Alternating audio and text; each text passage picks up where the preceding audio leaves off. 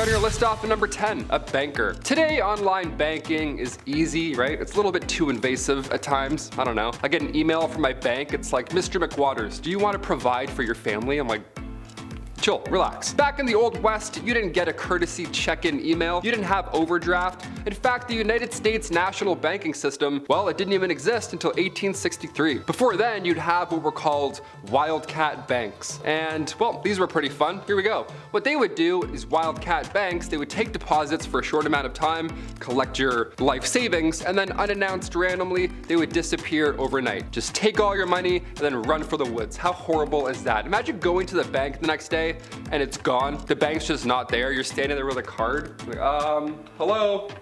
Where did I put this in? You're telling me they pretended to be bankers for months at a time? Fake mustache, oh hello sir, good morning. Stamping things that aren't even real. They did all of that and then they just ran away with all of your money. That's wild. I get it now. I get it, the Wild West. After 1863, a noble profession was to work at a bank, and not screw people over for thousands of dollars. The Hudson Bay Company, Wells Fargo, these are all names that began because of these fake Looney Tune wildcat banks. So next time you see your bank call, be thankful. Don't be stressed, be thankful. They've got your back. They're not gonna run away overnight. Number 9, ranch work. Alrighty, I can't do yard work. I don't know if you can tell by my physical being, but I can't lift a brick. My back doesn't allow me to reach the floor. A weird curve in the back, I don't know. Pulling weeds physically hurts my soul. Or maybe I'm just lazy.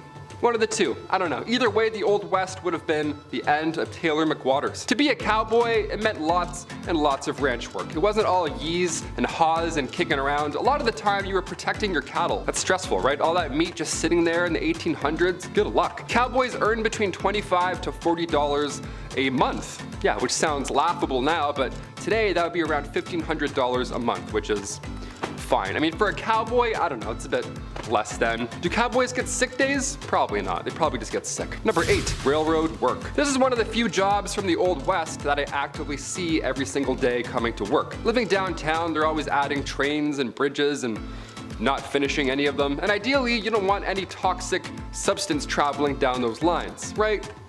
Fingers crossed. Well, back in the Old West, railroads were meant to assist the booming mining and ranching industries. Thing is, there weren't enough hands. There was not enough to keep up with the rate that they needed to. Like, who's gonna build a railroad? Who was the first person? Railroad workers, monthly, you'd make around $1,000, and this brought a wave of immigrants to the West. The Union Pacific and the Central Pacific Railroads, they all lay over 1,700 miles. Now, making this actual railroad, it destroyed the bodies of these workers, but without it, American history would not be the same. Couldn't imagine making a railroad. That is exhausting. Number 7, communal towels. Ugh, this one's so rough. It's exactly what you think it is. It was a ride. Today we have paper towels that you pump like 13 times just to get a little sheet. Or sometimes, if you're lucky, that Dyson air drying thing where you just dip your hands in for like 13 seconds and then it's done. You're like, oh, the future is here.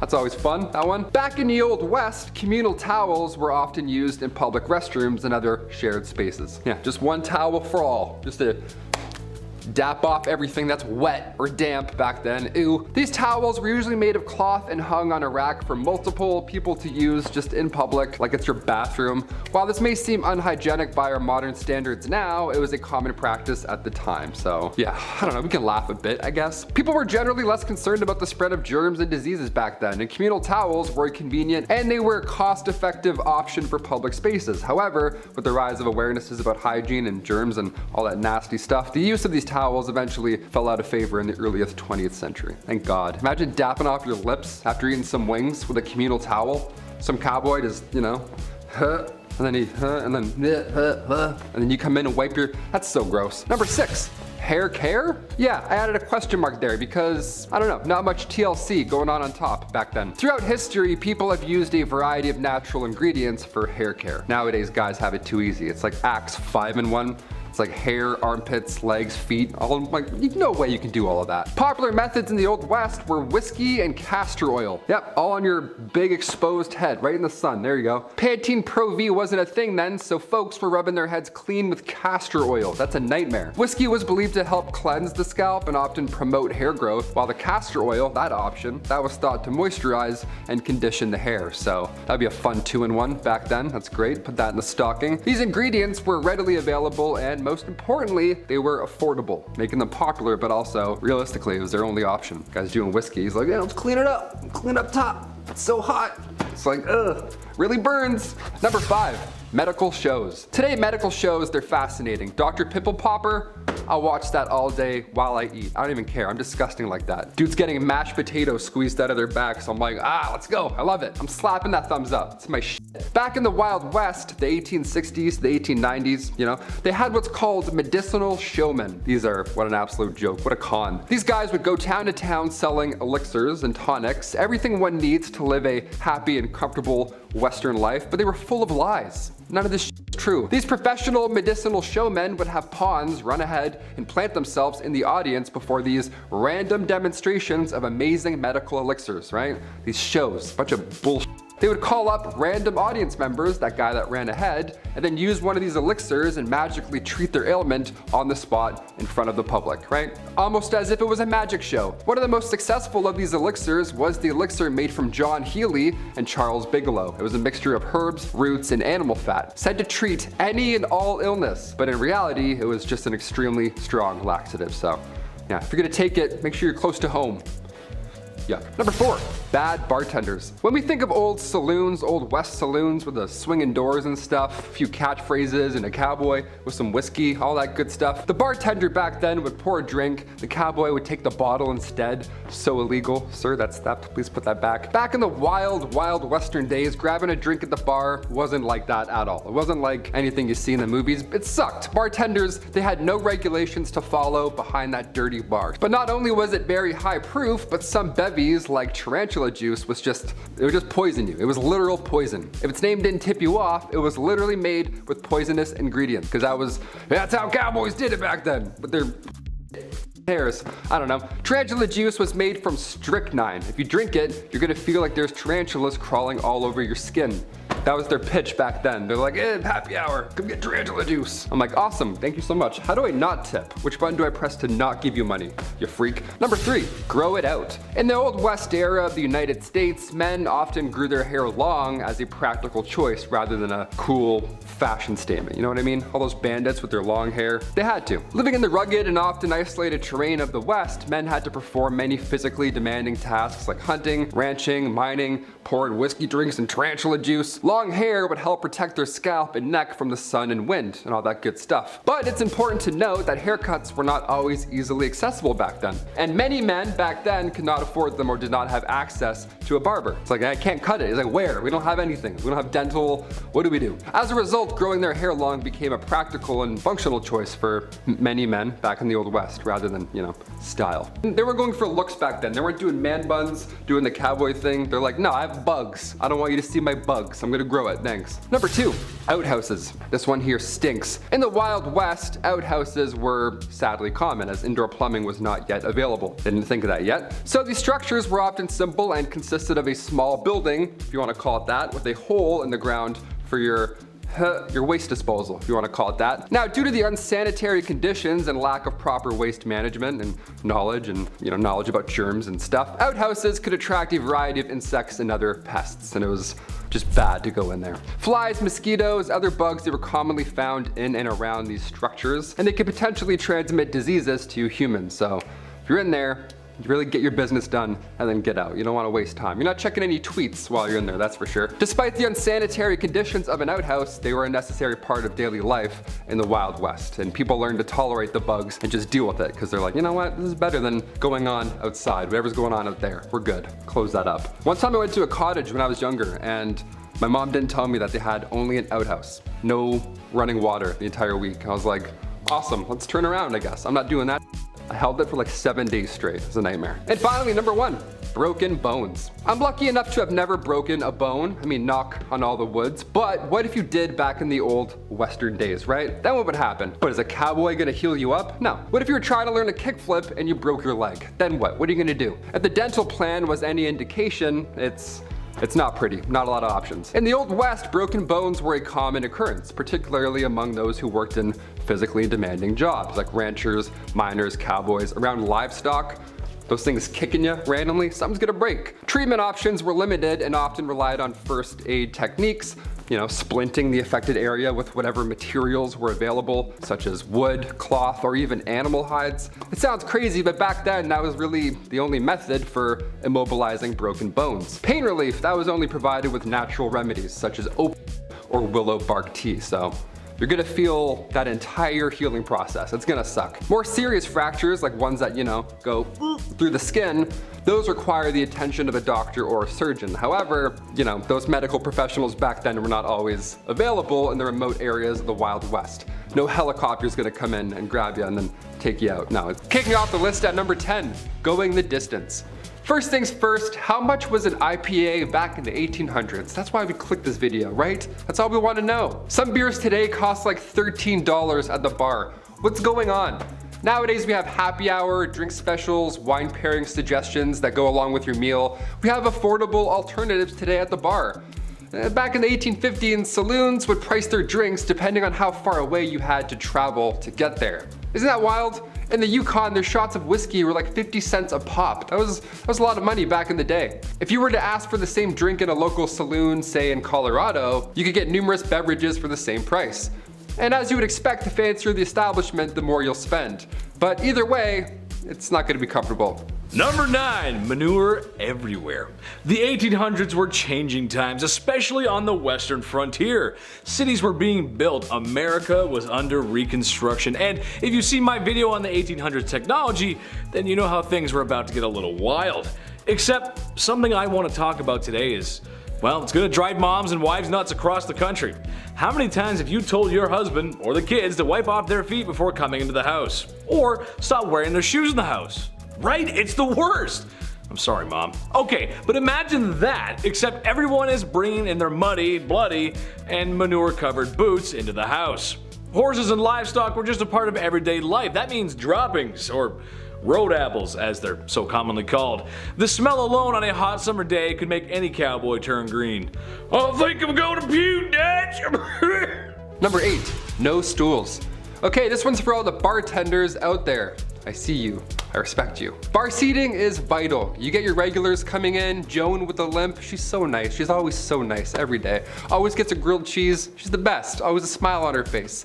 Individuals who want to grab a bite and read the paper, obviously they don't need to take up an entire table for 8, so you have spots at the bar. It's ideal. We're used to this. But back in the Western days, bar stools just weren't a thing. Bar spots it didn't exist. You couldn't sit and vent to your local barkeep about why your ex hasn't texted you back. They didn't have stools at the bar. They just had the rail at the bottom for your foot. Just that little bar rail there for the little lean right there. A nice cowboy lean. Yeah, I'll just eat fish and chips standing up leaning. Awesome. Just the thing you want after walking in the sun all day long. A foot rail.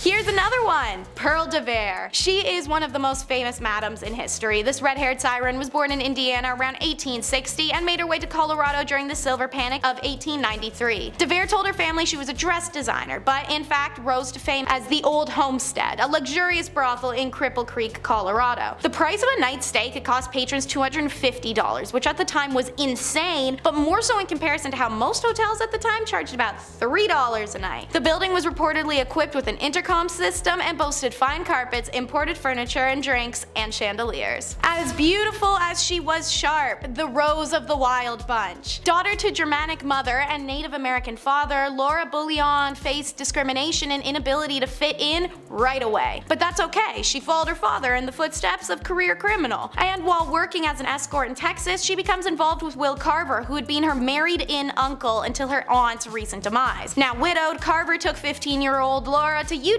with him, where he begins working with Butch Cassidy and the Wild Bunch in 1898, as does Laura. Laura Bullion helped the gang by fencing goods and money for them and was known to the group as Della Rose and often called the Rose of the Wild Bunch. Her affections also turned to Bill Kilpatrick, a member of the group, and they became lovers. Having taken part in several train robberies with the Wild Bunch, Kilpatrick and Bullion returned to Texas with William Carver, where Carver was ambushed and killed by lawmen on April 1st of 1901. Bullion and Kilpatrick then fled fled to St. Louis, Missouri, where they were arrested on November 8th of 1901. Kilpatrick was found guilty of robbery and sentenced to 15 years in prison, while Laura was sentenced to 5. After serving 3.5 of those years, Laura was released from Missouri State Penitentiary at Jefferson City, Missouri on September 19th of 1905 and lived the last years of her life in Memphis, Tennessee, under the name Freda Lincoln, where she was a seamstress and a dressmaker. She passed away on December 2nd, 1961, and is buried in Memphis under a tombstone that reads Freda Bullion Lincoln, Laura Bullion, the Thorny Rose.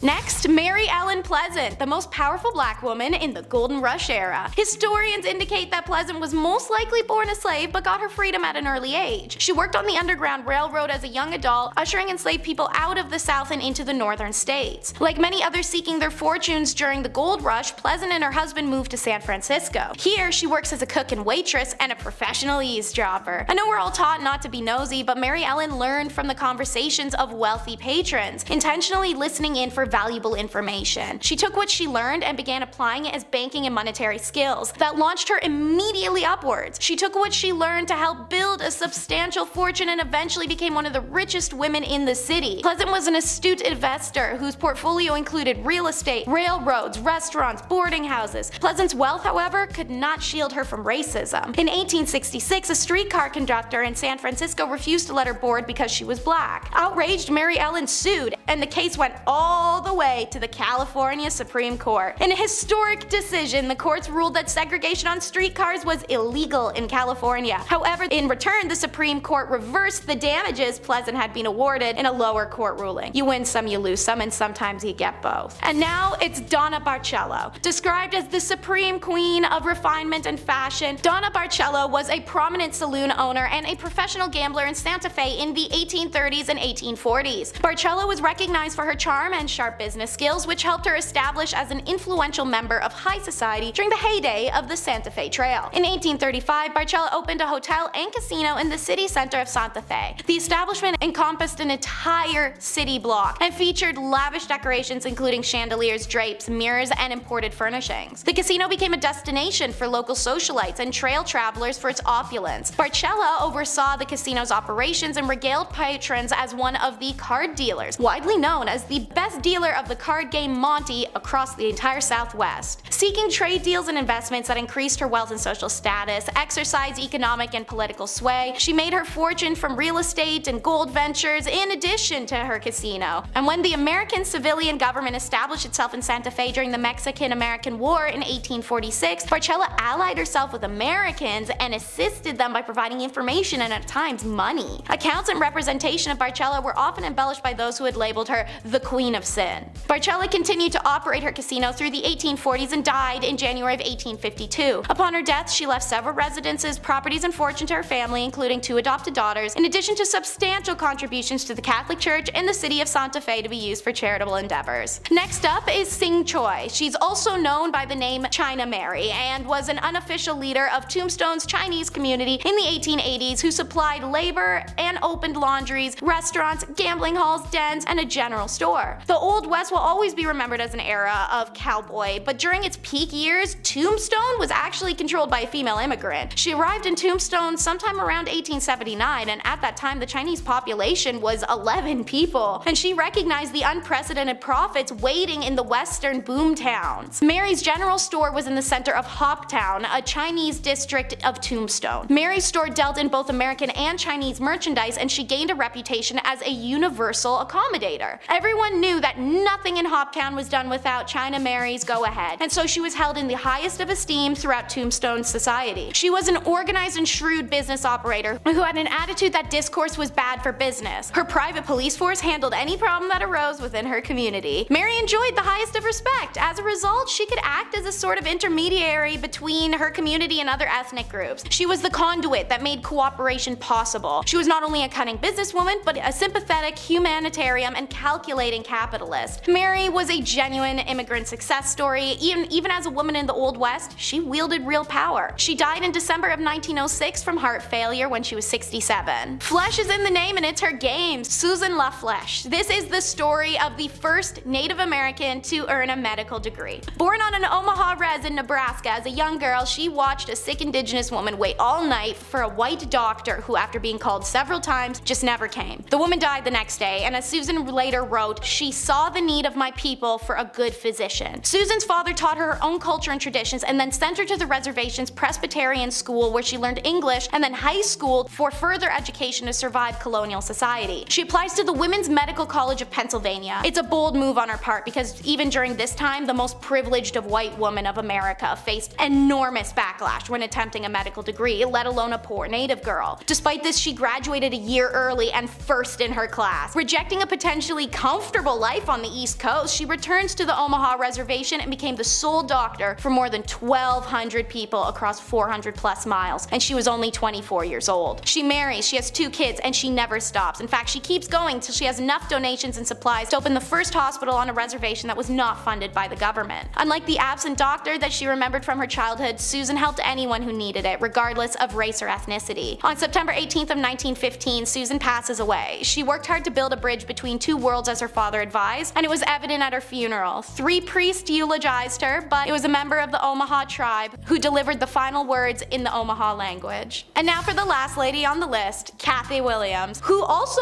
went in reverse as Williams Cathay from 1866 to 1868 with the famed Buffalo Soldiers who patrolled the 900-mile Santa Fe Trail. She was the first African-American female soldier to enlist in the Army. She's the only documented black woman to serve in the Army in the 19th century, and she's the only known black female soldier to be a part of the Buffalo Soldiers. Post-war job opportunities for newly freed slaves and for African Americans in general were non-existent, so many had no choice but to turn to the military service for employment stability, but also newfound access to healthcare, education, post-war benefits by way of pension. Her enlistment starts in November of 1866 in St. Louis, Missouri. A cursory examination by an Army surgeon should have outed Williams as a woman, but since the Army didn't require full medical exams at the time, she was minty. Eventually, her 3rd round with smallpox has a surgeon discover her secret in 1868. The post-surgeon found out I was a woman and I got my discharge. The men all wanted to get rid of me after they found out I was a woman. Some of them acted real bad to me, Williams said. Once again, dressed as a man, Williams signed up to an emerging all-black regiment, the 38th U.S. Infantry, which would eventually become part of the legendary Buffalo Soldiers. These units dotted out the landscape of the American West and showed tremendous skill and valor in a range of duties. They fought in skirmishes with indigenous people, escorted vulnerable wagon trains, built forts, mapped the territory, protected white settlers, all with subpar equipment and a lot of racism towards them. In trying to make a life for herself, Williams could not have known her story had traveled. It landed with a St. Louis Reporter, and in January 2nd of 1876 edition of the St. Louis Times Daily, Williams officially became a headline when her story was published. Accounts say she died in 1893, shortly after being denied disability compensation required for her illness. Not for being undeserving of it, but simply because they couldn't grant it to her due to the fact she lied about being a man. First up, let's meet Pearl Hart. And let me start by saying that there's like 3 Pearls on this list. Wild West was a big fan of that name, and Pearl was a big fan of the Wild West. She was born in Canada around 1870, and by 17 she was married to a gambler and on the train to the Americas, running from her terrible father and a life of disguising herself as a boy to commit thefts to scrape by. At 22, she attempted to divorce said husband to pursue further opportunities in the West. A total ride-or-die dandy, Pearl's husband upped his life to chase her down, and when he found her, Pearl was already living it up with cigarettes, liquor, and even morphine. He won her back, but only before being drafted. After her husband left to fight in the Spanish-American War, Pearl, who was using her old cross-dressing ruse to commit thefts and crimes alike, met a man named Joe Boot, who was a career criminal. They robbed stagecoaches for a while before she was caught and jailed. Hart is famous for saying, "I shall not consent to be tried under a law in which my sex had no voice in making." She was eventually released, to jail having helped her find sobriety, new skills, a career, and how to read and write. But the rest of her life is kind of unknown. America was shocked and thrilled by the idea of a female outlaw, and Pearl earned endless infamy from the age of 19. Newspapers clamored for interviews with Hart, while Cosmopolitan, a new magazine at the time, was obsessed with her and often sent reporters to try and get quotes out of her. The Old West never saw another woman like her. And Pearl wasn't the only one taking advantage of male privilege. Meet Charlie Parkhurst. And from 1812 until their death in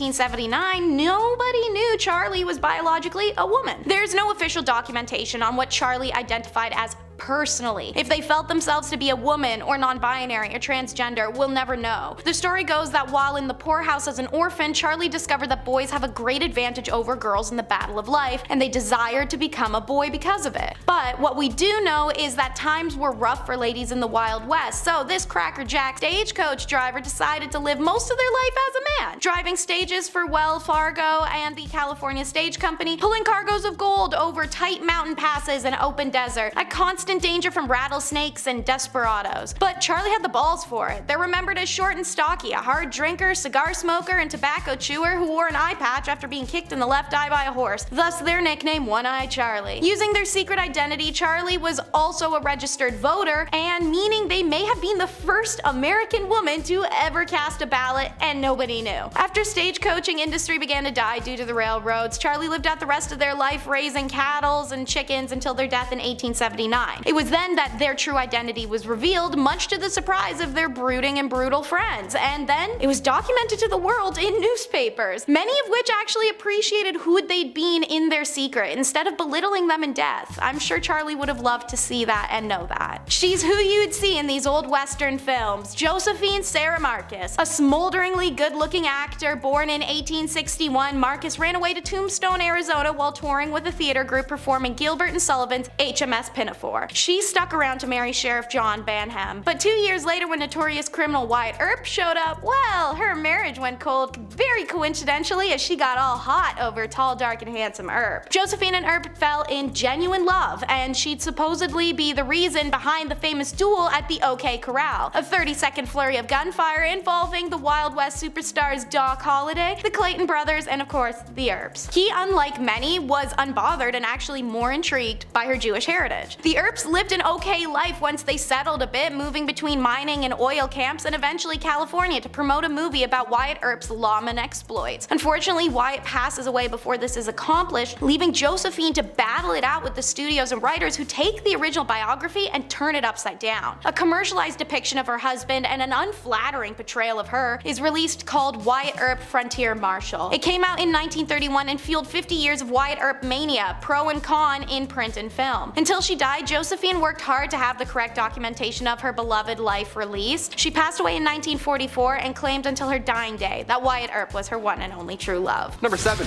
Blacksmith. Alright, close your eyes and imagine a blacksmith. Just any blacksmith from any time. Is he bald? Does he have a massive beard? Is he incredibly strong and wildly intimidating? Yeah, that checks out. That's what a lot of them look like.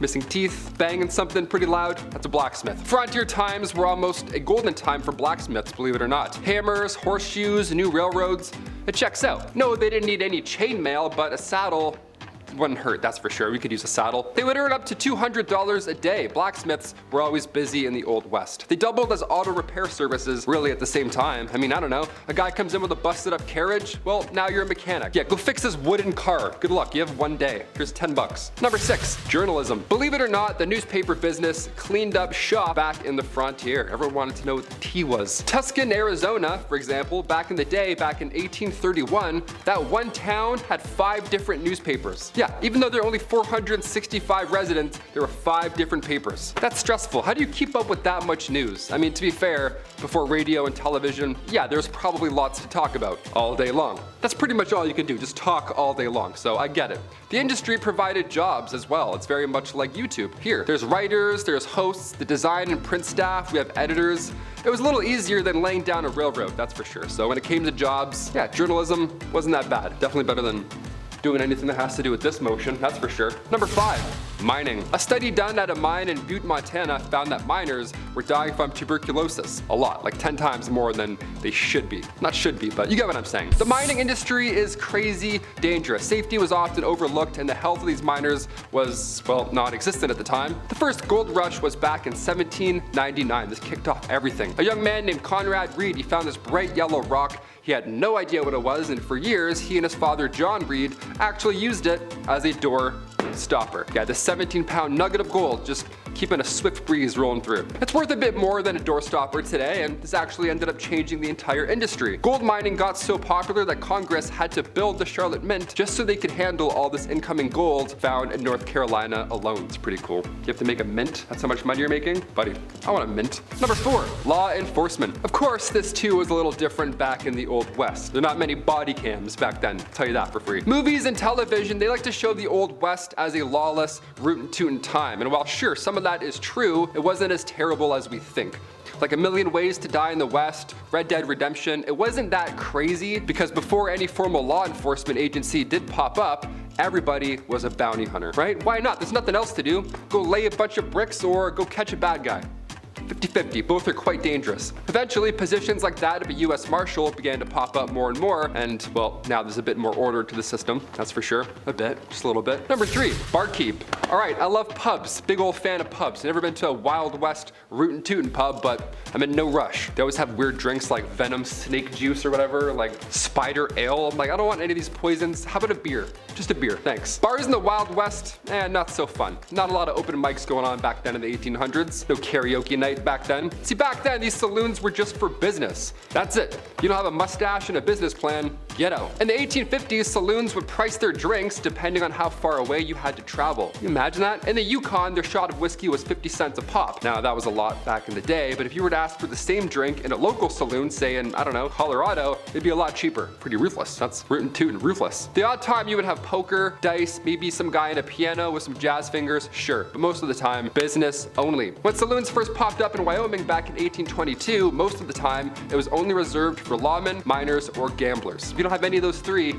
you're thirsty. Go gamble, go grab a dice and come back. Number 2, resurrectionalist. Yeah, you don't see a lot of these guys around anymore, eh? Wonder where they all went. A resurrectionalist is exactly what it sounds like. It's very gross. You're trying to bring someone back to life, I guess. Not really. These guys were responsible for digging up dead bodies, and then they would sell them to medical schools in the West. Now, remind you, this was the late 1820s, so yeah, it was fine, I guess. This practice began in Edinburgh, Scotland. The medical science community was on the up and up, but in order to study new medicines, you know, to avoid the next plague or the next toxin rolling through your system, they needed these guys to come in and do the dirty work. Today, the medical community is a bit different. We're a bit, you know, smarter with things, but hey, never say never. A resurrectionalist might come back to life and be a new profession. How ironic. And finally, number 1, medicinal showman.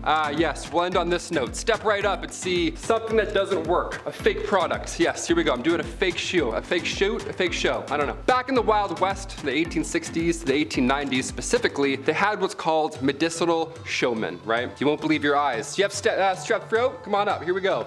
Definitely gonna fix that. These guys would go town to town selling elixirs and tonics, whatever, but it was all about the pitch. That's pretty much all they had. They would have pawns, like their buddies, run ahead into town and then plant themselves in the audience before these random medicine shows. That way, when the world's greatest showman doctor arrives, he randomly picks an ill patient that he knew was there, and then boom, just like that, he's cured. Almost like a magic show, right? Some would think. Full of lies. One of the most successful of these elixirs was the elixir made by John Healy and Charles Bigelow. It was a mixture of herbs, roots, and animal fat, and it was wildly popular. They toured with this elixir. They had to tell everybody in every town. They said it could treat any illness, but in reality, it was just a laxative. Just a mess. Just a show, really. So don't believe everything you hear, except for today. Today we're a bit smarter. Back then, not quite. Number 10, bounty hunter. Wanted dead or alive. The kind of thing that instills an idea of a character that would go out into the wilderness alone to hunt down criminals like Texas Cheddar over there, and would be despised by all those they encountered. But that's not actually how it really was. You see, bounty hunters as we think of them today weren't really like that in the 1800s. Bounties were usually taken up by public peace officers, private detective agencies, or companies like Wells Fargo & Co. Many sheriffs and marshals, such as myself, Sheriff Stringbean, took up these bounties to make up for the little amounts of money they make from their day jobs. The actual term bounty hunter referred to mercenaries who would join up with an army for the bonus of enlisting. On top of that, the reward for capturing criminals like Texas Cheddar wasn't even called a bounty. It was actually called a bail. Sorry to ruin your day. Number 9, gravedigger. What does a monster truck and a weird dude from Kakariko Village have in common? If you said the foundation blocks that made up my childhood, then you win a prize. What's the prize? A big old kiss from me.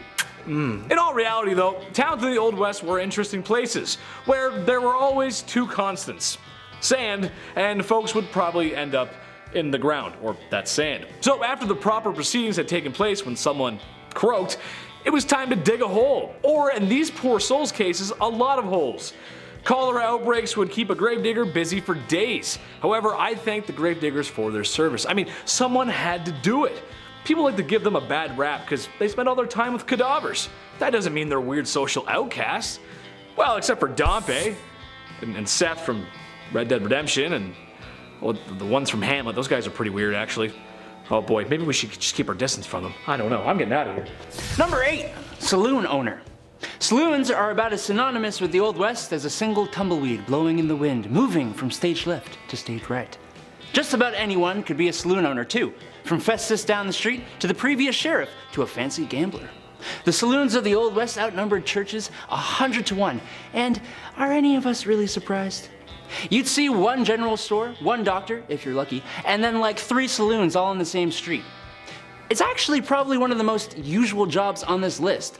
It was also one of the most accessible jobs, usually being what people turned to when other avenues of employment ran dry. It would even be what you did while saving up money to buy farmland or to run for your office in your government. And in a town where everyone and their moms knows you as the guy who serves the liquor, you ain't gonna have a hard time getting elected. I kinda wanna be a barkeep now.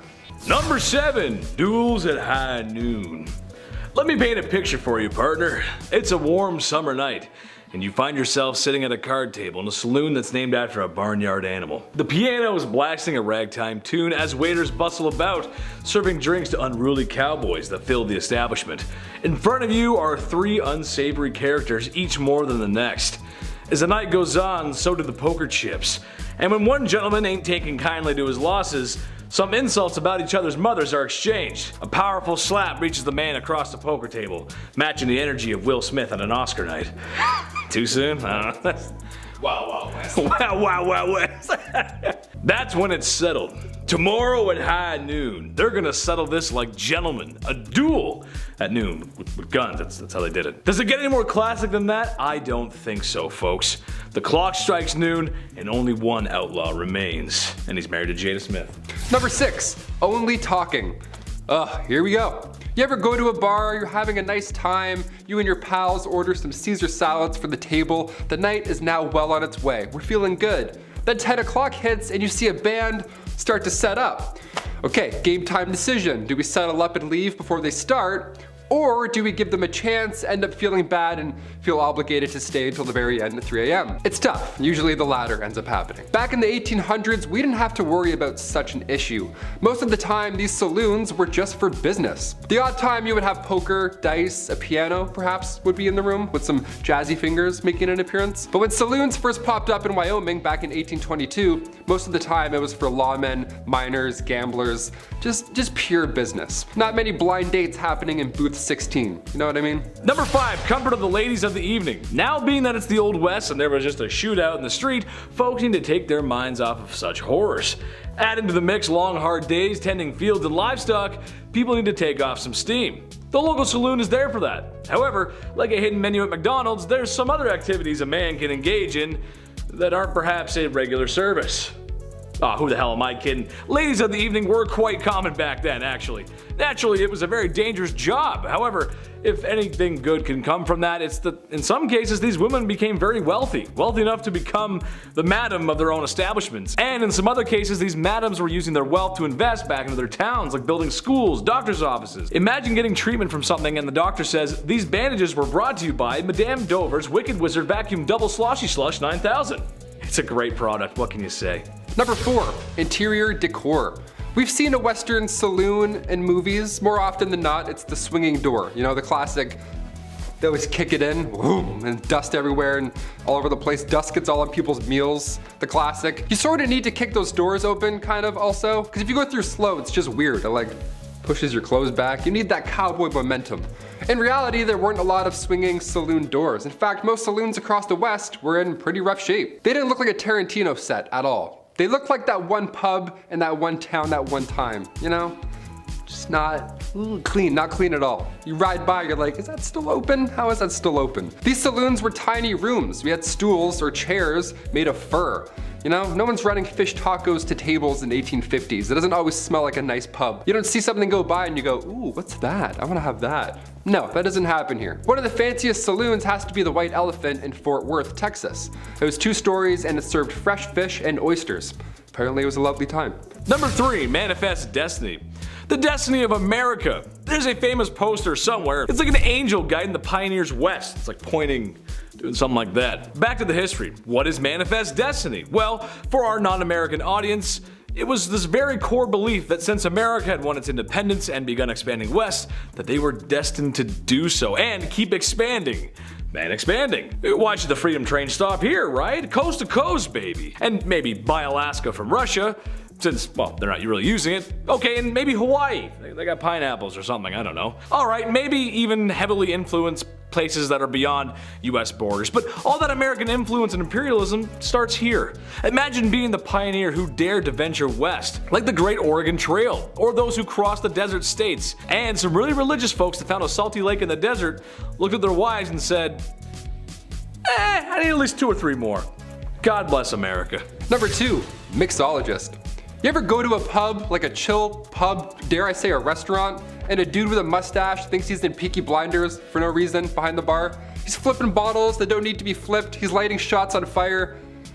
Guy, it's 12:45 in the afternoon. What's your soup of the day? Where did this come from historically? Where did the cool bartender role come from? I'm trying to order a Cosmo, but he won't stop doing stunts. In the 1800s, bartenders were referred to as mixologists. They were top dog. They had to be. They were the fanciest guys in town. We're now doing impressions of these guys today, you know, with the bow tie, and we pour it in fancy ways, because around the late 1800s, saloon owners were growing rapidly. So now you needed to have something special, something unique for the town, like say a witty mixologist who can twirl his mustache as he pours a drink without looking. Great, now the town feels special, it feels unique. Manuals for bartenders came out around the 1860s, that's when things started to get more serious. A gentleman named Jerry Thomas published a guide called How to Mix All Kinds of Plain and Fancy Drinks. Today we still have that, but now it's a red sticky binder that says meal specs and Sharpie. It's not as fancy, but it gets the job done. Number 1, dysentery. Nothing is more horrible, more awful than catching dysentery. Trust me, I would know. I never caught it, sometimes I get diarrhea. Anyway, in Oregon Trail, the very charming DOS game. Gotta love that DOS color palette. Eye-melting cyan and violet. Nice. This text-based adventure game, however, is grounded in some truth, as we can all imagine this wasn't a time of great cleanliness. Dysentery, typhoid, cholera, malaria, or more commonly known as yellow fever, and even scurvy, which you usually associate that with pirates, but cowboys got it too. Which, given the conditions of the Old West, makes for a not so fruit-friendly environment. So yeah, it does make sense. Sadly for cowboys, prospectors, and everyone in between, there was a good chance you would lay down with a headache, and then the rest of your posse would have to lay you down forever in the ground, partner. Number 10, bank robberies. Okay, when we hear about the wild, rootin' tootin' Wild West, whatever, we think of outlaws like Butch Cassidy's Wild Bunch, the James Younger Gang. Apparently it was just bank robbery central back then. Just a lot of this and tapping and riding horses and stuff. That's really not true. Bank robberies didn't happen that often in real life. In fact, during the Wild West era, officially declared from 1865 to 1900, there were only 8 bank robberies. 8. That many years ago, along 15 western states, there were only 8. To put that in perspective, in 2017 alone, there were roughly 4,000 bank robberies in the United States. Much more than 8. The first armed robbery ever in history was done by the famous outlaw Jesse James and his brother Frank. This went down in 1866. The gang of outlaws robbed the Clay County Savings Association in Liberty, Missouri. Fun rootin' tootin' history. Number 9. Camels. My favorite actor growing up, hands down, was Woody from Toy Story. The guy's physical comedy was on point. I know, I don't mean Tom Hanks. I mean Woody, with his crazy little cowboy run, tipping his hat. But what's a cowboy without his horse, right? As soon as Bullseye got introduced in Toy Story 2, the picture was complete. A cowboy and a horse. We've seen this combo at some point in our lives. Everywhere. But did you know that for around 100 years, camels were part of Texas wildlife? So imagine a cowboy on a camel. Yeah, that's real. That happened. Imagine two cowboys on the humps of a camel. How silly and intimidating would that look? Back in 1855, Congress spent thousands to purchase and ship feral camels from Egypt. The hot Southwest would make sense when it comes to camels doing their camel thing. But by 1857, the army had 70 camels. Things were going well until, you know, the Civil War happened, and then the camels escaped and all that madness, and then from then on, for 100 years or so, they bred and roamed Texas. Yeehaw, on a camel, how fun. Number 8, cowboys. Alright, since we're talking about cowboys, let's really talk about cowboys. Who were these guys? Was everybody just a cowboy off the bat, or did you have to earn it like a knight? What's the deal here? Well, the guys that we picture in our brain, like Woody, those are cattle herders, and then buffalo, thousands of them, they would roam the land to eat and find water. They would travel miles away, so the herders would follow on horseback and then drive them back to their ranch. They mostly ate beans, dried meat, obviously, and a lot of coffee. Those are the 3 main ingredients of yeeing and hawing. Am I a cowboy? I love beans and coffee. Coffee beans? Oh, don't even get me started. A classic Western outfit was the denim jeans and chaps, the leather covers that, you know, go over your legs. The large rim hats were called Stetsons. Aside from looking cool, they were large enough to keep the sun out of your eyes. That hat would also double down as a drinking bowl for their horse. Sharing is caring. Number 7. Lady of the evening. I talk about these ladies a lot, I know. Not because I want to, but because that's history, baby. I mean, not that there's anything wrong with that. I'm window shopping only these days anyways. That's just the way she goes. A wise man once said, sometimes she goes, sometimes she doesn't. Way she goes, boys. When we think back and look at the Old West, you think of all the hard-working men and women who made the frontier possible. If it wasn't for those pioneers, we might not have the West Coast today. That means no vegan food. Ooh. That being said, the brothels and ladies who laid down their lives are a huge part of that history. Some brothels became so wealthy that they even would invest back in their towns, buying schools, medical buildings, that kind of thing. The truth of the matter is, no matter how greasy it might seem, it just wouldn't be the Wild Wild West with a little girl power. Number 6, a banker. Look, it ain't really unusual, but she gets shot at a lot. Bank robberies were not just in movies, no sir. To be a banker these days came with the territory of inviting unwelcome weapon-wielding bandits to hold you up. Apart from robberies, these banks had pretty much zero regulation too, so fraud and mismanagement was pretty commonplace. It's almost safer to keep your savings in a vault at home. Almost. A lot of the time, these banks were just a couple of fellers in town who teamed up, pulled their money together, and opened a community bank. You can kinda guess how this probably wouldn't be the most trustworthy of monetary depositories. But they were absolutely essential for some people, especially those in the cattle business, where you would see around $50,000 to $100,000 exchange hands in some of those transactions. That's a lot of money back then. Heck, that's a lot of money right now. To me, at least. Applications for a sugar mama will be received in the comments below. Number 5, gambler. You gotta know when to hold 'em, know when to fold 'em, and know when to walk away. Anyone who spends time in front of a slot machine will tell you that it can be a dangerous game. Many have claimed to won it big, all whilst envelopes with red print pile up at the front door. Final notice? Pfft, that means another spin, baby. Well, this is a similar story of the Old West, but instead of a one-armed bandit, there were actual bandits with 2 arms and guns. Yikes. It's a game of poker, lies, bluffs. Playing the wrong hand could wind up turning sour. The gamblers are the type of guys who roll into town in the shiniest clothes and stay in the best places. And right before you notice you've been cheated at the poker table, he's already cashed out. Number 4, milliner. Hey, I have a proposition. So we have hats for men, right? Now, what if we employ someone for the sole purpose of, get this, making hats for women? Well, Jebediah, we have that. That would be the milliner down the road there. If you were a high fashion lady in the 19th century, then you would have definitely come into contact with these fine sellers and makers of women's hats. They were usually located in bigger cities where the higher end families would either live or spend their time. And you should take a look at some of these hats. They are works of art. Maybe some are a little whack, but hey. Number 3, con men. You'll like this one, guys. You're gonna like this one. There's nothing more peculiar, more strange, more theatrical than a snake oil salesman. Where would John Marston be without Nigel West Dickens? I don't know. They were traveling salesmen who were swindlers, liars, crooks, thieves, selling pseudoscience products to folks who just didn't know any better. It would work something like this. I would show up in town with my traveling cart of wares and mysteries. There, standing on a small crate, like the one I'm standing on right now, I would give the town my best sales pitch.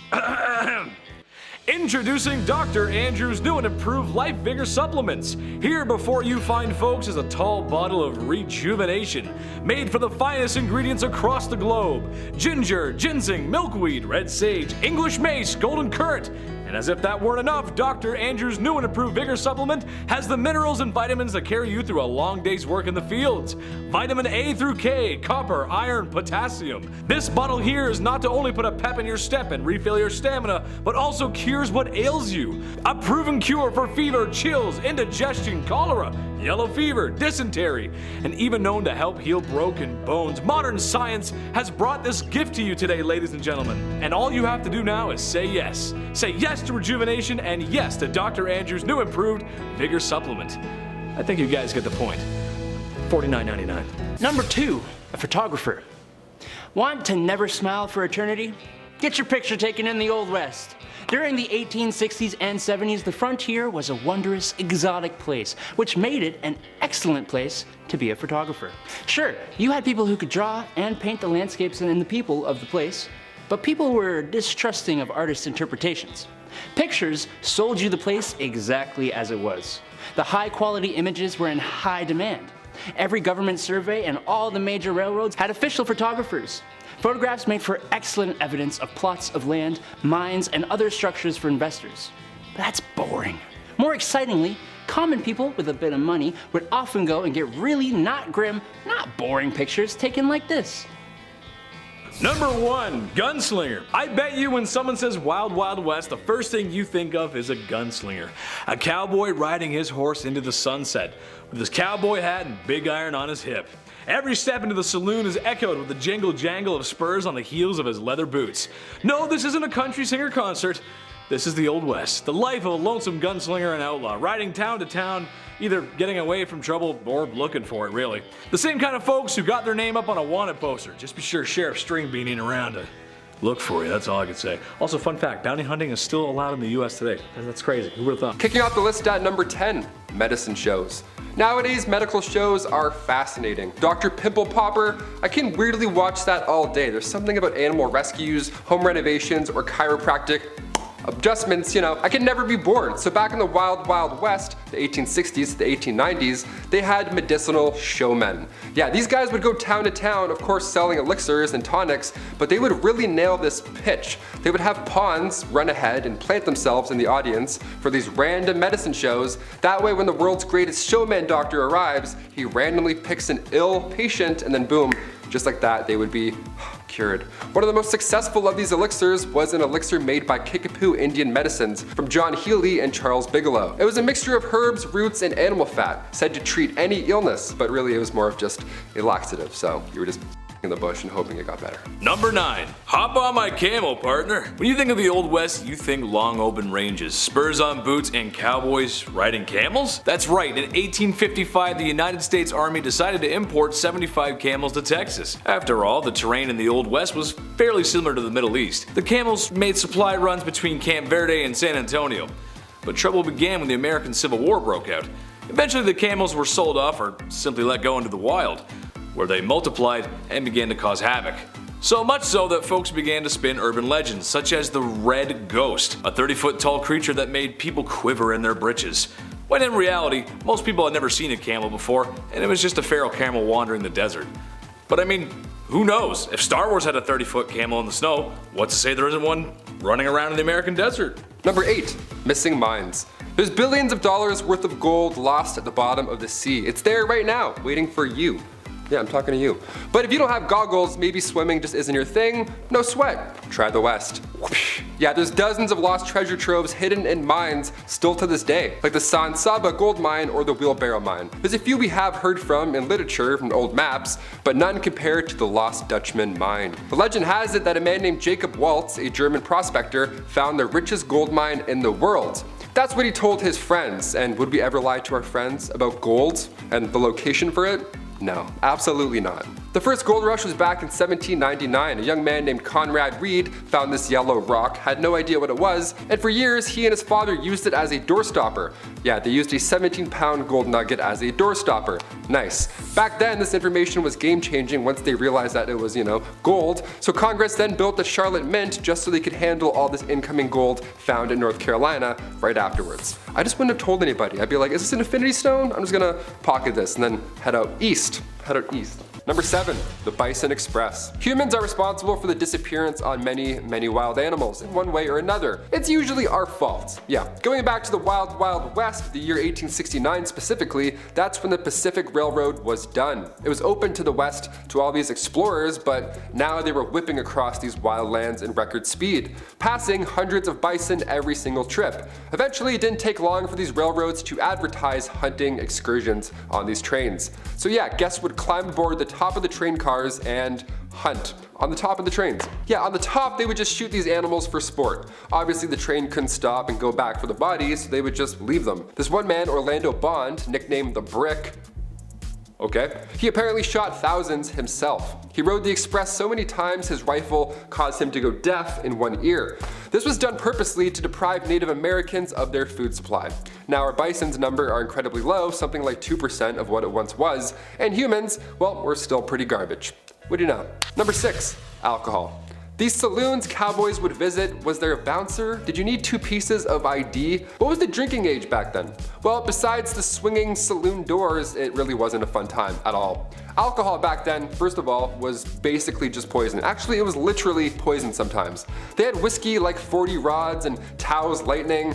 You have a couple of those and you're literally passing out in minutes. Nobody was getting cut off in old-timey saloons. The bartender wasn't like, hey, how about a water, buddy? Let's get you home. No, it was a show. They had this one drink on bar rail called tarantula juice. Yeah, happy 21st birthday. Go throw up. It was made from strychnine, which was actual poison. So when the whiskey wore off, the strychnine would be left over in the patron's body, and it felt like tarantulas were crawling all over your skin. Ugh, yeah, I'm good with a Bud Light Lime. Thanks, man. Number 5, the gold rush. Picture a billboard for the Wild West, okay? What's on it right now? A cowboy tipping his hat in the corner with, 4 missing teeth, a sunset in the corner obviously, maybe a horse, and also a bunch of gold stacked up in a mine, right? Well, we've heard about the Wild West here and there, but was there really a massive gold rush? The California gold rush of 1849, despite what history commonly believes, wasn't the first big gold rush, not even close. The first one was back in 1799. A young man named Conrad Reed found this yellow rock right on his property. He had no idea what it was, and for years, he and his father John Reed used this rock as a doorstopper. You already know where I'm going with this. This 17-pound nugget of gold, which is worth a lot even today, back then this information was game-changing. Congress then built the Charlotte Mint just so they could handle all this incoming gold found in North Carolina right after. Then later in 1828, more gold was discovered, but this time in Georgia. This was the second rush. Then come 1848, James Marshall found gold at Sutter's Mill, California. After the third one though, that's when the thousands moved out west. That one had the biggest pull. So it's pretty big, but not the first. Number 4, the OK Corral. The shootout at the OK Corral went down on October 26, 1881. It's known as the most famous shootout in history. But should it be? Really? Going back to Tombstone, Arizona, it's 3 p.m. and we have men of the law and of course outlaws all in the same block. So naturally, trouble ensues. There's not enough land here for all of us, some rootin' tootin' shit. There were about 8 men involved in the rumble, but it barely lasted 30 seconds. Also, it's important to note the gunfight at the OK Corral wasn't even at the OK Corral. It happened near the intersection of 3rd Street and Fremont Street, right behind the corral. Yeah, details matter. 3 lawmen were injured and 3 cowboys lost their lives. Yeehaw. That's a sad yeehaw for you guys. This is why you don't organize shootouts at 3 p.m. I don't know, everyone's drunk, there's bad decisions, apparently there's bad aim. Just slam some milk, shake some hands, go home. Simple. Number 3, Helena duels. So we talked about the bizarre ways folks would settle beef back then. They would slam tarantula juice and shoot animals from the top of locomotives, have a 30-second fist fight in the middle of the day, and then go home. But have you heard of these Helena duels? It began, of course, in Helena, Texas, aka the toughest town on earth, at least it was back in the 1800s. The Helena duel began here. There's even a movie called The Duel with Woody Harrelson and Liam Hemsworth. They show this style of combat in a pretty brutal, Hollywood way. Both opponents had their left hands tied together with buckskin, and then each were given a small knife with an even smaller blade. It had to be short enough so it didn't reach any vital organ. That was the Texas trick. Then they're whirled around until they're dizzy, and then it gets really loud, really messy, and really bloody. Last man standing, pretty much. The crowd of course watches and places bets, which is always insane to me. I can't watch UFC sometimes. I don't like seeing things break, let alone a hell in a duel. Catch me inside sipping milk, texting my ex. Hard pass, freaks. Number 2, train games. Entertainment was always a hit or miss when it comes to these historical lists. The Romans held gladiator battles with animals that drew in thousands of spectators from across the land. Well, in 1894, William Crush, a railwayman, had this event in mind that would for sure go down in history. Oh buddy, did it ever. William Crush wanted to secure the future of the railroad company in Missouri, Kansas, and Texas. And to do so, William made an entire temporary city appropriately named the city of Crush. Nice. There was a carnival for children to enjoy and all that jazz, but the main pull for adults was the train smash. The collision of two 40-ton steam trains was meant to be the talk of the town. Look at these Goliaths as they smash, crush, into each other. How fun. Yeah, the trains collided, it worked, and the darndest thing happened.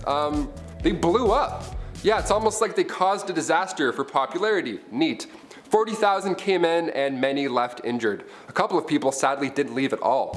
One survivor ended up getting 10 grand out of the deal. His name was J.C. Dean, and they lost their eye in the explosion, so the company gave them a lifetime railway pass. Just the thing you want right after that horrific event. Sorry about your eye, here's free PTSD as well, anytime you want. Enjoy. Crush was later rehired by the railway after it gained popularity. Yeah, this happened back then too. Somebody does something horrible, and then now all of a sudden they're famous. Hashtag chairgirl. And finally, coming in at number 1, Elmer McCurdy. This one is insane, I had to end with it. Elmer McCurdy, back in 1911, he decided to be a rootin' criminal, and he attempted to rob a train. Unbeknownst to him, that train was not full of gold, but rather passengers. Collecting a whopping $46, which back then was still pretty good, he was quickly shot by a lawman afterwards. This is where things start to get insane. Yeah, I say start. Elmer's body was embalmed and sold by the Undertaker to this traveling carnival. His body was an exhibit almost, with his story attached. And for the next 60 years, his body, this prop rather, was passed around, sold between haunted houses and wax museums. Eventually the guy's body, his real body, don't forget, ends up in California at an amusement park funhouse at Long Beach. Now, come 1976, there's a crew there filming for the $6 Million Man Show, and that's when Elmer's finger breaks off accidentally. Some key grips like, whoops, revealing it was an actual mummy. They went to film the $6 Million Man and ended up finding the $46 man in real life. Number 10, diseases. Dude, I had a toothache the other day, swelled up immediately. I would never have lasted in this era. Unfortunately, everyone, it wasn't called the mild west. And when people were sick, they got sick, like sick. For instance, cholera, shared along the Mormon and Oregon trails, killed loosely 6,000 to 12,000 people on their way to the California gold rush between 1849 and 1855. It's believed that more than 150,000 Americans died during the two pandemics from 1832 to 1849. Yo, that is terrifying. So not only do you have to dodge bears and root canals, just washing your face in the local popular stream could get you, huh? The Great Plains smallpox pandemic killed more than 17,000 Native Americans within its first few months of being there. The American Fur Company steamboat pulled up and got off, coughed a bunch of times, and then people just unfortunately started dropping. There was never an official death record as smallpox decimated the Americas when it arrived, both way back from the Spanish and then again from up north with the fur trade.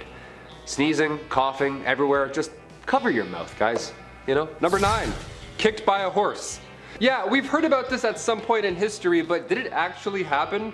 Like, how often was somebody just and then that's it? Turns out getting kicked in the head by a horse back in the 1800s was like getting in a car accident. It happened pretty often, my friends. Yeah, it's pretty sad. Bill Pickett. Just sounds like a Western man right off the hop. Bill Pickett was born in the late 1870s. He invented something called the bulldogging practice, which is to jump from the back of a horse onto a wild steer. Yeah, like you're Woody from Toy Story, just doing a heist, just jumping from one thing and leaping to the other. Crazy. While your hat's still on your head, somehow, no idea. And there's many that attempted this and ultimately failed. Yeah, you can't wrestle a wild animal and then live to tell about it often. I've read it. Yellowstone National Park is apparently a hotspot. This guy sends me a link the other day. Yellowstone National Park, man gored in front of family. I'm like, Okay.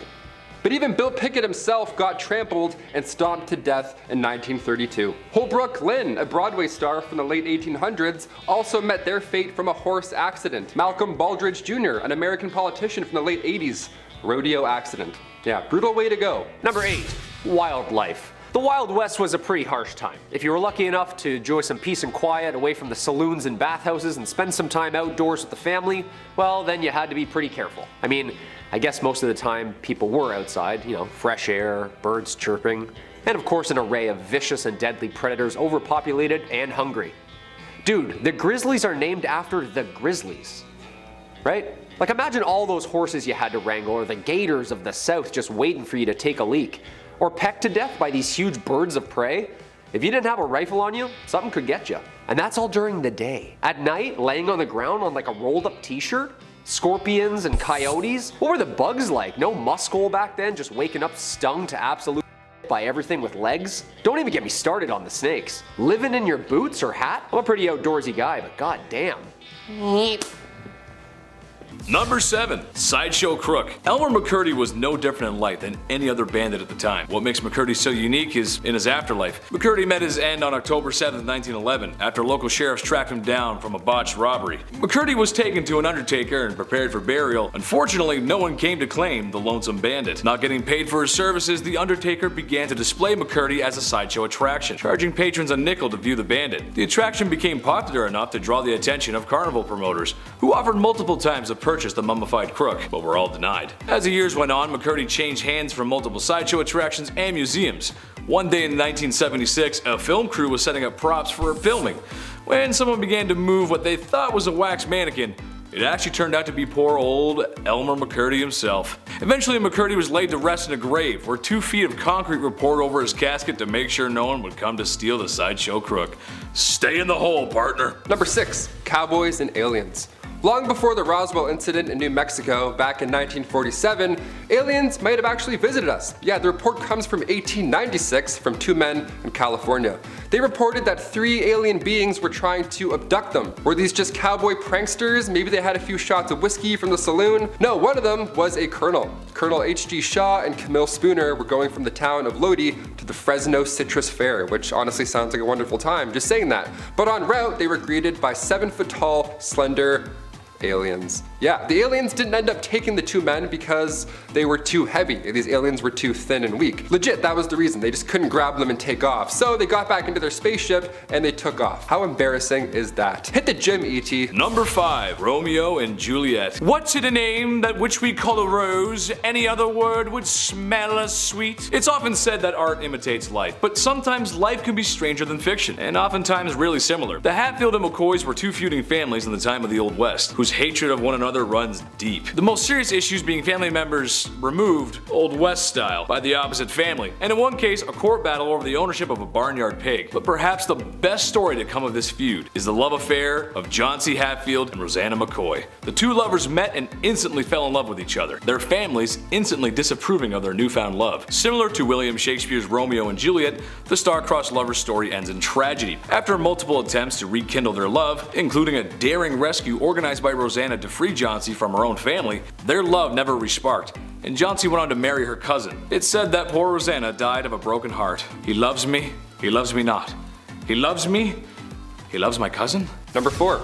Bank robberies. If you're going to parody the Wild Wild West, you need a horse, you need a hat, and you need a big sack with a $sign on it. Apparently, wasn't it like Bandit Central? Weren't there bank robberies on every dusty corner in every dusty old town? No, there actually was very little, in fact. Bank robberies didn't happen that often back then. In fact, during the Wild West era, officially declared from 1865 to 1900, there were only 8 bank robberies in total. To put that in perspective, in 2017 alone, there were around 4,000 bank robberies in the United States. So it got a lot worse after the Wild Wild West. Now we're on like Wild Wild Wild, it's like 17 wilds at this point. The first armed robbery ever in history was done by famous outlaw, you may have heard of them, Jesse James and his brother Frank. This was in 1866. The gang of outlaws robbed the Clay County Savings Association in Liberty, Missouri. We know all these bandits, but it's like they're just robbers, they're just bad people. We shouldn't really know them or glorify them. But they do this and ride horses, so it's kind of fun. And the number 3 spot, Good Bad Town. On your way out west, you may come to find that the unsettled lands are full of danger, bandits, crooks, perilous weather. and the occasional tummy ache. When the town of Palisade, Nevada's railroad was expanded and people began to arrive in droves, the town boomed, but so did their boredom. Palisade was rather mild compared to the rest of the expanding West, so much so that when tourists began to complain of Palisade being nothing like the dangerous towns they read about in their dime novels, the people of Palisade acted by staging fake bank robberies, gunfights, and even Native American battles between them and the army, with sometimes the Native Americans participating.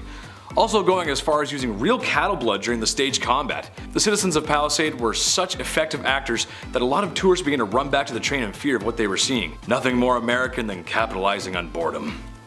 Number 2, Helena duels. Have you guys heard of Helena duels? They're pretty intense. They're a bit more intense than breakdancing battles, which honestly it's pretty close, but these are like right above it. Helena duels began, of course, in Helena, Texas, aka the toughest town on earth. At least that's what they called it back in the late 1800s. It still is pretty close. The Helena duel began here. There's even a movie called The Duel with Woody Harrelson and Liam Hemsworth. They showed this style of combat in a pretty brutal cinematic way. Opponents' left hands were tied together with buckskin and each were given a small little blade. It had to be short enough so you couldn't reach any vital organ. That was the trick. It was a brutal detail that made this an unusual event. But just like the Romans and the Colosseum, everybody likes watching violence. Depending what era it is, people are like, yeah, we'll still show up and watch people die, sure. People would make bets during these duels. How did anybody watch these at all? I can't even scroll through Reddit at night without seeing something awful, let alone a Helena duel at like 4 p.m. And the number 1 spot. I don't like your snoring, partner.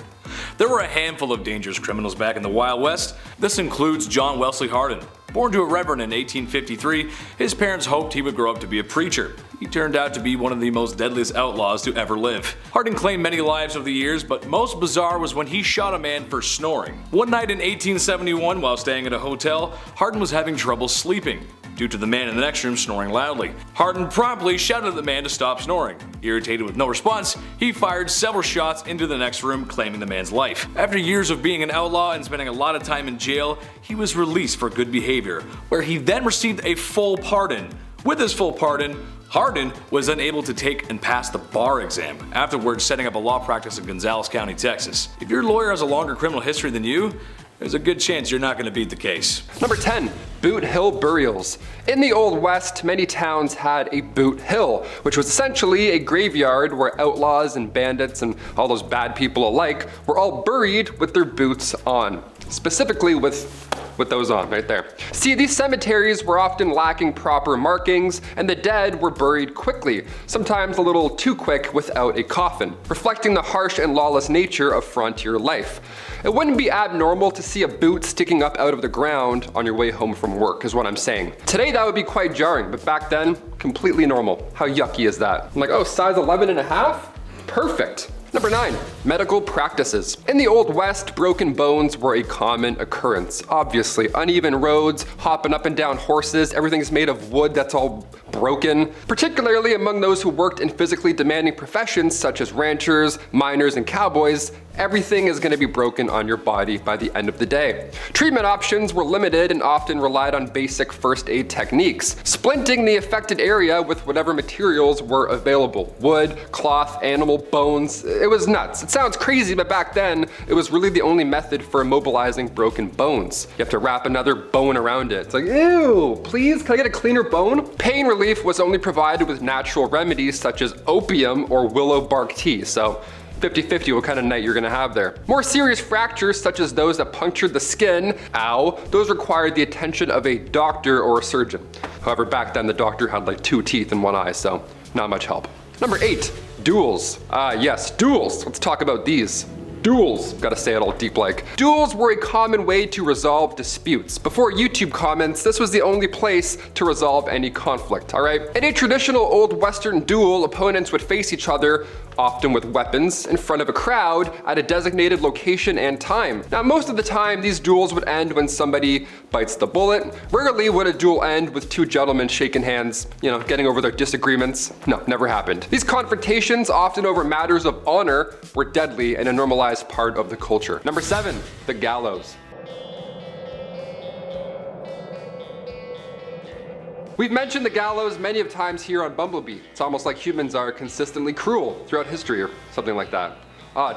When it comes to meeting your fate in the Wild West, it sounds horrible to say, but with the rest of this list coming up, at least being hanged was fast. You know what I mean? And in the case of Tom Blackjack Ketchum, it was historical in a historically awful way. After a train robbery gone awry, or as I've said for 10 years, awry, Tom Ketchum was held in prison until his date with the gallows arrived. But while waiting in prison, this man gained weight. The guy was eating good. He weighed around 200 pounds by the time of his demise. And dark detail here, but his body was so heavy when he was hanged that his head just kinda, you know, I don't want to say anything here on YouTube, but like his head, that's all I'll say, just. Number 6, topicals. If we know anything about doctors from history, is that sometimes they didn't get it right. Most of the time, super helpful, and then like sometimes, yeah, I have a cough, here's some ammonia. Come on, you can trust me. Just call me Doc. You know what I mean? Doctors in the mid 1800s, wild west times were just like jarring and bottling everything up. Everything had a remedy. There were coaches that would just sell topicals and ailments. Hair loss? Here you go. Sore legs? Here you go. Tuberculosis? Ooh, yeah, sorry son, that's gonna kill you. We don't have a cream for that one. And tons of painkillers, of course, like opiates, morphine. Everyone's running around jonesing with cold sweats. Basically, you could just pull up to a remedies wagon and ask for either cocaine syrup or cannabis fluid or opium needles and be on your way. Every elixir, cure, and potion. This time literally went from medieval root canals to widespread vaccines in like 60 years. Pain leaves for headaches? Ooh, I'll take that one, please. Number 5, weather. Weather, you want to believe it or not. Try again. Back in the 1800s, obviously weather was a major factor, as it is today. Hailstorms, lightning, high winds. When you're a cowboy, this all sucks even more, honestly. Especially the opposite, when it's dry and humid for weeks at a time. Check this out. Wooden wagon wheels would actually shrink because of the heat. So they had to be soaked overnight just to prevent the iron rims from falling off during your commute during day hours. Yeah, it was so dry the wagon wheels needed water. Yeah, sorry I'm late, my wagon wheels were a little thirsty. Yeah, I had to wait for them to soak up some fun. I can't even drive a car downtown without having a panic attack today, let alone rubbing axle grease on my dry lips, waiting for my wheel to drink water. Number 4, gangs. If you've played the Red Dead Redemption series, then you've probably held up a train or two. Some of the posses that were famous at the time actually did that though, and weren't so nice about it.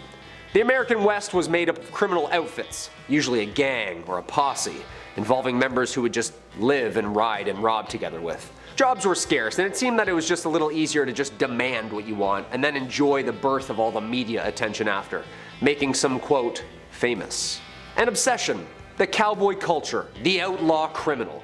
Some of them include Billy the Kid's gang, the High Fives gang, and the Oklahombres. That's a good one. Artists were getting better at the time, and people were sketching wanted lists for local sheriffs. These posters would be calling cards for these guys. They kept them, put them in their pockets as souvenirs. Charles E. Bowles, also known as Black Bart, held up a total of 28 stagecoaches without ever being caught, and even had the reputation of being a gentleman about it too, emptying strong boxes but never actually shaking down the passengers. There were even reports that he would even leave verses of poetry behind. Guy's a smooth criminal, huh? Number 3, the night after. I'm sure the Wild West was wildly lonely. Definitely, this isn't news. Like Kyle said, we've played Red Dead Redemption, just wandering around alone. Sometimes you need more than a train heist, right? Sometimes you need love. Even if you have to pay for it with railroad bonds or whatever. Saloons have all the things a lone traveler could want, including STIs. Great, how much is, great, debit. We'll just pay for all this in one swift tap, I guess. The famous Wild Bill Hickok, okay? He had a rough go. Guy had some troubles after a few saloons, okay? He was dipping around in a few bars and yeah. Alexander Fleming wasn't born until 5 years later in 1881, so penicillin wasn't around to save any cowboys at this time. Number 2, battles. The archetype of the Old West period is generally accepted by historians to have occurred between the end of the American Civil War in 1865 till about 1890. The American frontier, also known as the Wild West, is the geography, history, folklore, and culture associated with the American expansion mainland that settlers started in the 17th century and ended in 1912. This era, giving rise to the expansionist attitude known as manifest destiny, which was the belief that Americans were supposed to travel and expand west. But with that came a lot of conflict. You can't just waltz in and throw up a house when someone else lives there already, you know? Years of warring tribes and bands, colonist battles, ego-filled duels, and the aggressive pillaging of land stolen took countless number of lives. Yeah, countless, like we'll never actually know the accurate number. Roughly 750,000 lives were lost in the Civil War. Yeah, nasty stuff. And finally, number 1, Helena duels. Beginning, of course, in Helena, Texas, Helena duels were violent, awful. This activity came from what was then the toughest town on Earth. And again, this is back in the late 1800s, so what that even means, I can't even compare. The Helena duel began here. There's even a movie called The Duel with Woody Harrelson and Liam Hemsworth. It's not a great movie, but it's a history lesson in itself. A Helena duel puts our opponents' left hands tied together, right? They're just tied together with buckskin or something that smells awful, and you have to just fight each other using one arm. Now, of course, in Western fashion, there was a weapon or two involved that I don't want to get too deep into on YouTube, so it got pretty gory, it got pretty violent. The only rule here was that they can't bleed too much. Awesome, that's a great fun rule, like whipping that one out on Saturdays. Hey, no one bleed too much or else, then we gotta stop. I thought UFC was brutal, let alone a Helena duel, starring Liam Hemsworth, of all people. Really?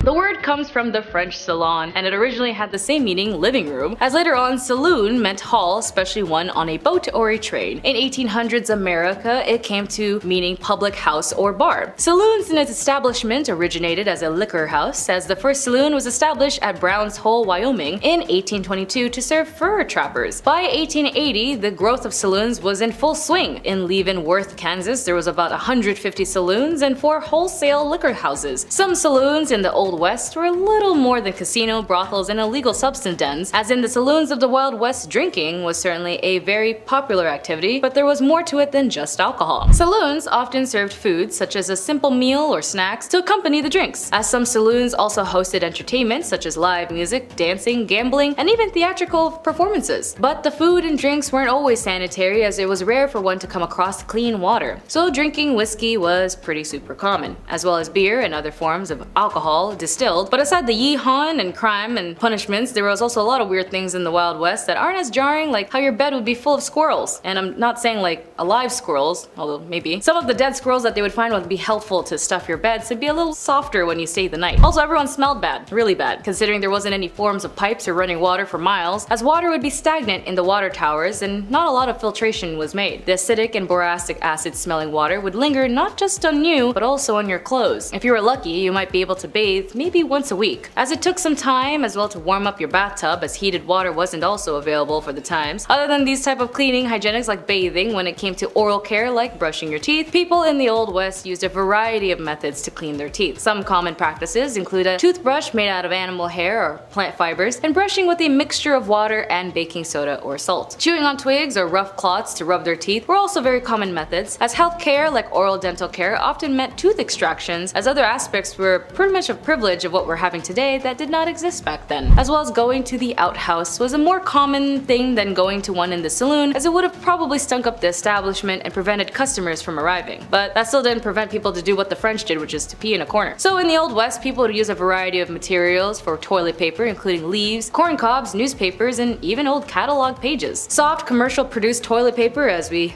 are very privileged to know today, didn't become very widely available until the late 19th century. And since they didn't have plumbing, as these outhouses were so common and gross, they stunk as they attracted many types of wildlife to slither their way in with you. They had bugs like black widows, and if you're extra unlucky, maybe even poisonous snakes. Also, because of the trades of goods of many were tobacco, spittoons were located everywhere. In almost every saloon, if not, you'd be finding yourself slipping on someone else's spit. Due to the widespread of the chewing tobacco in the 19th century, spittoons were a common fixture in public areas, including railroad stations. Their intended purposes was collecting tobacco juice spit from a distance, so typically they were built heavy and low to the ground. So with a wide mouth or funnel top, in the United States, public health departments launched an anti-spitting campaign to stop the spread of TB as it became more and more aggressive in smaller populated areas. Tuberculosis had forced some of these states as spitting to be illegal, as it still is, and by the mid-20th century, spittoons were finally gone from most public spaces in the United States. I don't really think right now they still have spittoons, but that's great. gross. Even the towels used to clean the bathroom and the bars at saloons were the same towels you'd wipe your face if you had too much beer foam. People kept spitting, and so it was so outlawed that because of the respiratory disease went rampant in the regions, if you kept spitting, you'd be charged with a $500 fine. But either way, the Wild West, from the daily politics to hygienes, times do be changing and the world keeps on spinning. With gambling as super apparent in saloons as it was also useful pastime, it was also a risk if you were a cheat, and you might also have to cheat death,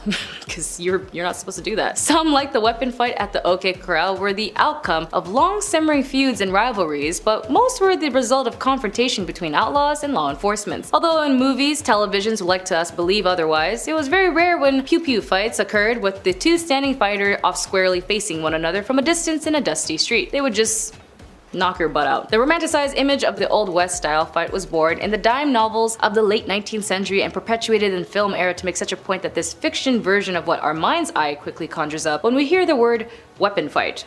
You know what I mean. In actuality, the real fights of the Old West were actually so rarely civilized that yes, we might have heard some of these famed robber criminals like sharpshooters like Billy the Kid, Calamity Jane, Jesse James, and Annie Oakley. They wouldn't really wait, you know, unlike Clint Eastwood films. It was probably more rotted than it was organized, and the Wild West saloons were also known for its culture of its violence. Weapon slingers and outlaws, as I mentioned, often frequent these establishments, and disputes were often settled with a handheld weapon fight. Even saloon owners would also provide their own weapons for their patrons, and saloons itself would become a battleground during an open firefight. Number 7. Law enforcement. That being said, back in the day, things were a little different. Not that many body cam back in those days, I'll tell you that for free.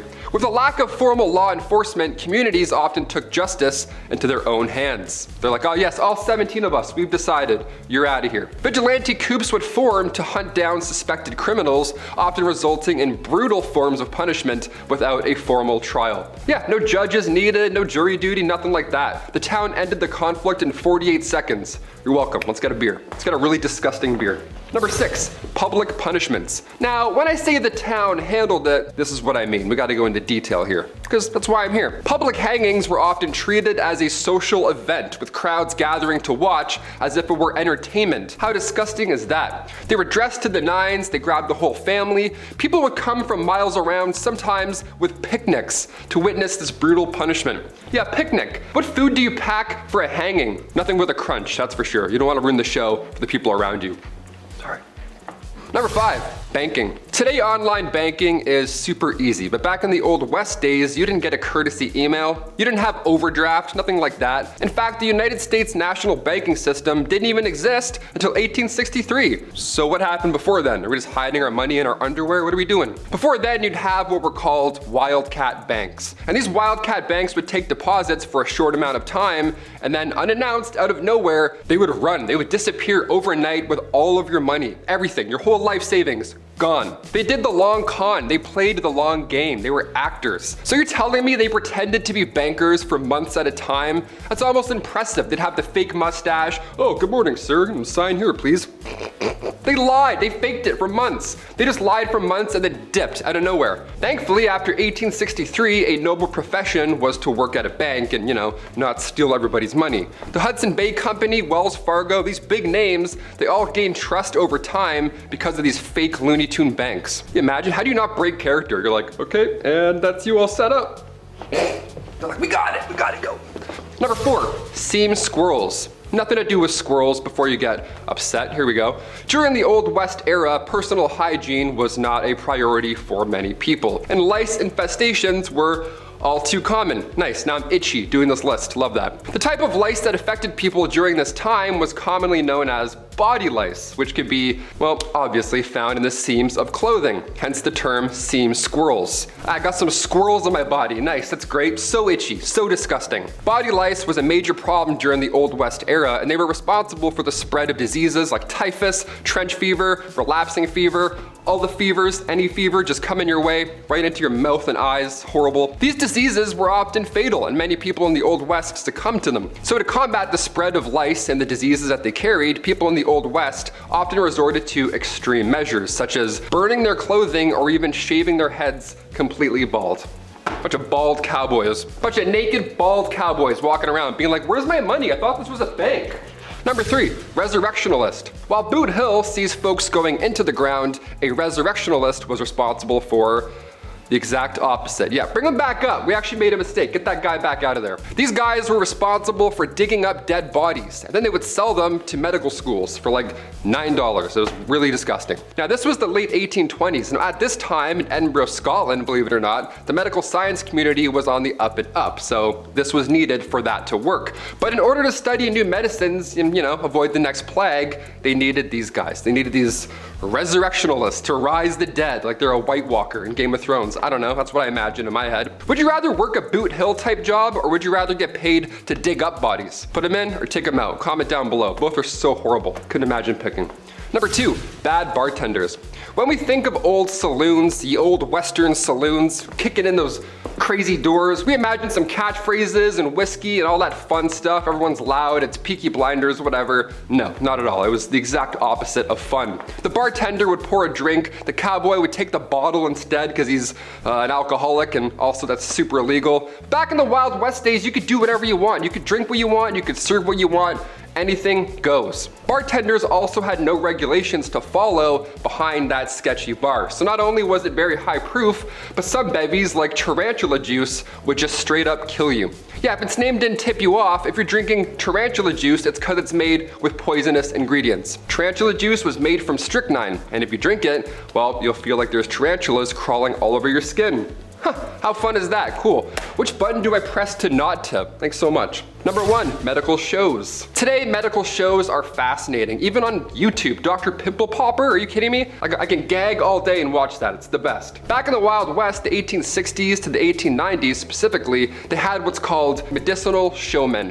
Now these guys, these showstoppers, they would show up in your town selling elixirs and tonics because everyone needed one, of course. Everyone needs to live a happy and comfortable life, but they were full of lies. Don't listen to these guys, all right? These professional medicinal showmen would have pawns run ahead, stay in your town, and then wait. They would plant themselves in the audience before these random demonstrations of amazing medical elixir shows began. So they'd call up random audience members, one of these being their buddy, and then these magical elixirs would treat their ailments just like that. What an amazing show. I'm in. I'm gonna buy this immediately. One of the most successful of these elixirs was the elixir made from John Healy and Charles Bigelow. It was a mixture of herbs, roots, and animal fat, and it was said to treat any illness back in the day. But in reality, it was an extremely strong laxative. So imagine finding that out on the way home. You're like, hey, I'm exploding out of my body. What's going on? I don't think that worked back there. Number 10, Pearl Hart. Pearl Hart was a notorious figure in the American Wild West, known for involvement in a stagecoach robbery. Her life story is often intertwined with the tales of the Old West and the outlaws who sought adventure and fortune during that era. Pearl Hart, whose real name was Pearl Taylor, was born in Canada in 1871, but was later moved to the United States and became involved in various activities, including acting and singing. In 1899, Pearl Hart and a companion, Joe Boot, decided to rob a stagecoach in Arizona. The stagecoach was en route from the Globe to Florence, carrying passengers and valuables. The stagecoach robbery did not go as planned, as Pearl Hart and Joe Boot were not experienced criminals, and their attempt was somewhat amateurish. They failed to obtain a significant amount of loot, and after the failed robbery, Pearl and Joe was captured by law enforcement. They were then later arrested and brought to trial, and Pearl Hart and Joe Boot were tried for their crimes. During the trial, Pearl presented herself as a victim of circumstances, arguing that she had committed the robbery due to personal circumstances. She was convicted and sentenced to only 5 years in prison. As for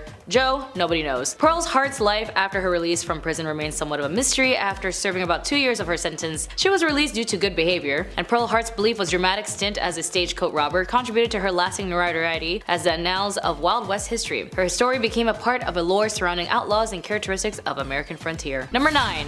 Laura Bullion was also known as the Rose of the Wild Bunch. She was a female outlaw associated with the Wild Bunch Gang, a notorious group of American outlaws led by Butch Cassidy and the Sundance Kid during the late 19th and early 20th century. Laura Bullion was born in Knickerbocker, Texas in 1876. Her family moved to the mining town of Moab, Utah, where she grew up. Laura became acquainted with the members of the Wild Bunch, including Butch Cassidy, the Sundance Kid, and then other notorious outlaws. She developed a romantic relationship with Kid Curry, a member of the gang, and Laura Bullion participated in various criminal activities with the Wild Bunch, including train and bank robberies. She was also known for her sharpshooting skills and her involvement in the gang's illegal illegal enterprises. In 1901, Laura was arrested in St. Louis, Missouri for her involvement in a train robbery. She was sentenced to 5 years in prison but only served about 3, and after her release from prison, Laura Bullion tried to lead a more law-abiding life. She lived under an assumed name in Memphis, Tennessee, working as a housekeeper. Laura Bullion then passed away on December 2nd, 1961 in Memphis, Tennessee, at the age of 85, and her death was largely unnoticed by the public. Number 8, there is a limited historical information about Belle Sidions, who is also known as Madame Vestal. She was a figure associated with the American Old West during the late 19th century, particularly in the realms of entertainment and the infamous red light districts of frontier towns. Belle Sidions was reportedly an entertainer and an actress who performed in various theatrical productions and shows during the late 1800s. But later in her life, Belle Sidions adopted the alias Madame Vestals and became known for her role as Madame, managing establishments and red light districts. These areas were known for housing brothels and establishments that provided various forms of entertainment. During the late 19th century, the American West experienced rapid growth with numerous people seeking fortune and adventures in newly settled areas, as well as red light districts. The presence of the red light districts, saloons, and entertainment venues catered to the needs of this transient population that was very common. Like many individuals associated with the red light districts of the Old West, the details of Belle Sidions' life remain somewhat elusive and separating the fact that a legend can be challenging. Nevertheless, figures like Madame Vestals contribute to the colorful and diverse tapestry of the Old West societal history. Saloons would also appear in every town and were your average pit stop on a long journey, and if you're a man who hasn't seen or felt the touch of a woman in a very long time and you can afford it, you might stop by to a certain saloon for a drink and quench whatever thirsty self you might be craving. Like a gentleman's club, most Wild West saloons catered almost exclusively to the white men in the frontier, although women could sometimes find work in the bars as dance hall girls or workers of the evening. But of course, you have the madam of the house making sure the security of her girls are okay, but when it comes to money and gold rushes, it was pretty much more valuable than the average person's life. Respectable women didn't frequent Wild West saloons, but women who were less concerned about their reputations might find work there. Many saloon girls were widows and had no other means of support, or young girls who were seeking something more than working on their family farm. They wanted adventure, if you know what I mean. The girls were to dance with the men and get the men to buy them drinks, earning as much as $10 per week, which is pretty a lot for back then. Most saloon girls also made commissions from the drinks they sold, and whiskey sold to the customers were generally marked up to 30 to 60% over its wholesale price. But like all dames who worked in these type of eras, were definitely in her bag, as her status would be noted and gossiped throughout town. One famous saloon girl was also named Fanny Porter. Fanny's family arrived in Texas when she was just 1 year old, immigrating from England. Growing up as both an immigrant and the middle of the Wild West may have inspired her to enter the sporting life, as she took up the trade as a teenager and opened up her own brothel at the age of 20 in San Antonio. In some ways though, these saloons would have been another term for these women of the night to rebrand themselves as cantina girls. However, despite themselves and the services they provide, their life expectancies were actually short. In a typical night, and I'm not just talking about in case,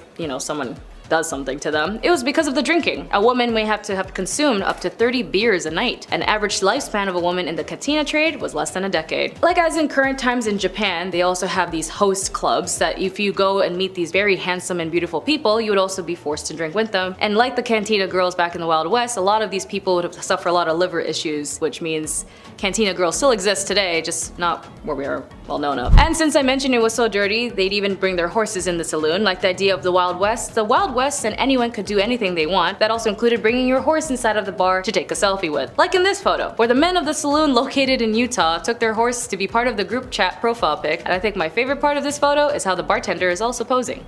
But despite how gross it was back then, even part of the historical tourist attractions, there are some saloons still open and even in operation today. Saloons like the White Elephant in Fort Worth, Texas, was one of the more than 60 Wild West saloons in the city, and at the end of the 19th century, it is actually still open today for functioning, albeit in a different building. But it still holds a lot of significance as it holds a lot of memento, part of American Western history. Not all beds in the American West were made of straw and hay, but many were. Such bedding wasn't changed often, leading to infestations by lice and other critters. Lice, or seam squirrels, were just one of the troublesome groups of insects that could make life in the Wild West less than hygienic. If you were a soldier during the Wild West times, our mattresses at the early frontier army posts consist of a cotton bag stuffed with straw, which was nicknamed prairie feathers. The straw was supposedly to be changed once a month, and files found that their way into food stuffings and human waste. Mosquitoes flocked into poorly insulated buildings, and as one member named Rose Rose Pender, a visitor to the American West from 1883 to 1888, recalled one night when she tried to sleep, "Bugs abounded, I got very little rest." That was her Yelp review. She gave 3 out of 5 stars. Very few people had screens on windows, so bugs would make their way into homes and outhouses and back again, leaving remnants of whatever they picked up along the way. Not to mention, you'd have to have a chamber pot, as indoor plumbing was not utilized or invented efficiently enough in the Wild West, so you can imagine if you didn't throw out your waste from your chamber pot, considering it was under your bed, it would attract even more insects, bugs, and intensify the acidic odors and smells. Back in the Wild West, people had to get creative when it came to bathroom business, as toilet paper wasn't a thing for a long time, so they had to resort into using corn cobs, torn pages from magazines, and catalogs. It wasn't until 1857 that Joseph Gaiety introduced the medicated paper, but it was sold individually, not on rolls, meaning like one sheet each one. Roll-style toilet paper didn't arrive until 1890, along with the invention of the toilet paper holder.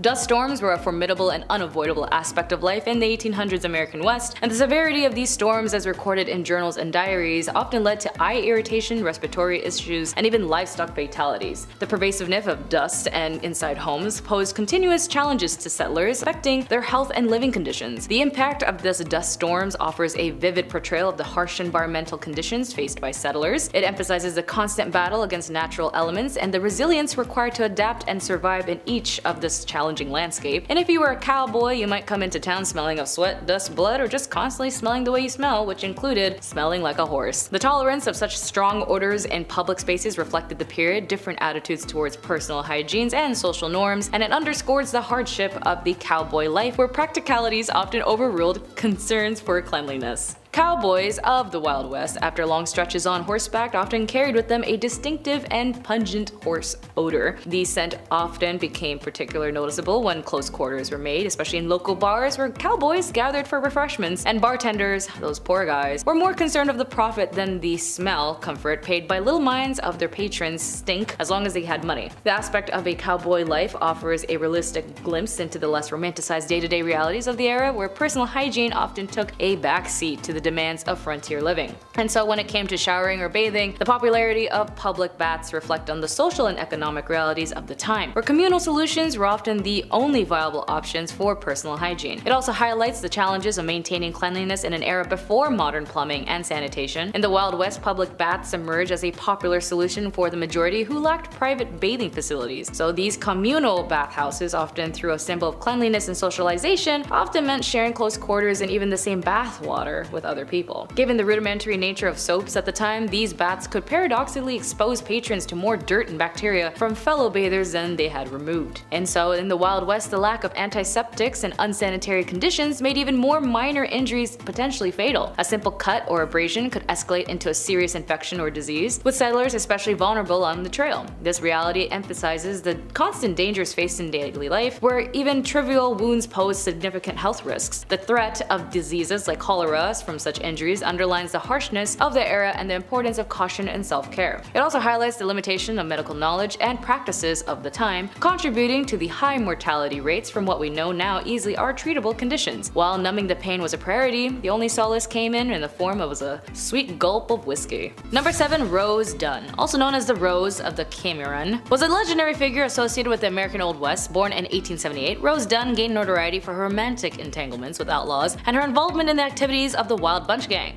Rose Dunn was also born in Indian Territory, which later became Oklahoma, in 1878. She came from a large family, and her brothers were also known for their involvement in outlaw activities. Rose Dunn then became romantically involved with George Bitter Creek Newcomb, a member of the Wild Bunch Gang led by Bill Doolin. The Wild Bunch was notorious for its involvement in train and bank robberies, as we know. In 1895, a shootout occurred in the Dunn family ranch involving lawmen seeking to capture Dunn brothers and their associates. During the confrontation, Rose's brother John Dunn was killed, and her older brother George Dunn was captured after the death of Bitter Creek Newcomb. Rose Dunn then lived more of a settled life, and she married Charles Albert Noble, a farmer, and they had a family. Rose and Charles lived in Cathridge, Missouri. Rose Dunn then passed away on February 5, 1955 in Parachute, Colorado. Number 6. Sarah Jane Newman was born in Tennessee in 1817 and later moved to Texas. Also known as Sally Skull, was a figure associated with the Texas frontier during the mid-19th century. Her life story involves elements of violence, crime, and romance, contributing to her notoriety in the history of the American West. Sarah married George Washington Skull, a Texan and a participant in the Texan War of Independence. George Skull operated a ferry and owned a ranch in a location known as Skull Crossing in the San Antonio River. The crossing was an important point for travelers and cattle drives, as the Skull family became involved in violent feuds with the Taylor family over land and cattle. This feud escalated and resulted in several killings on both sides, with also casualties in 1867. During the height of the feud, Sally Skull was widowed after her husband George Skull was killed. Following his death, she sought out revenge and killed several members of the Taylor family. And after the killings, Sally Skull was captured and imprisoned. She was definitely tried for the deaths, but was charged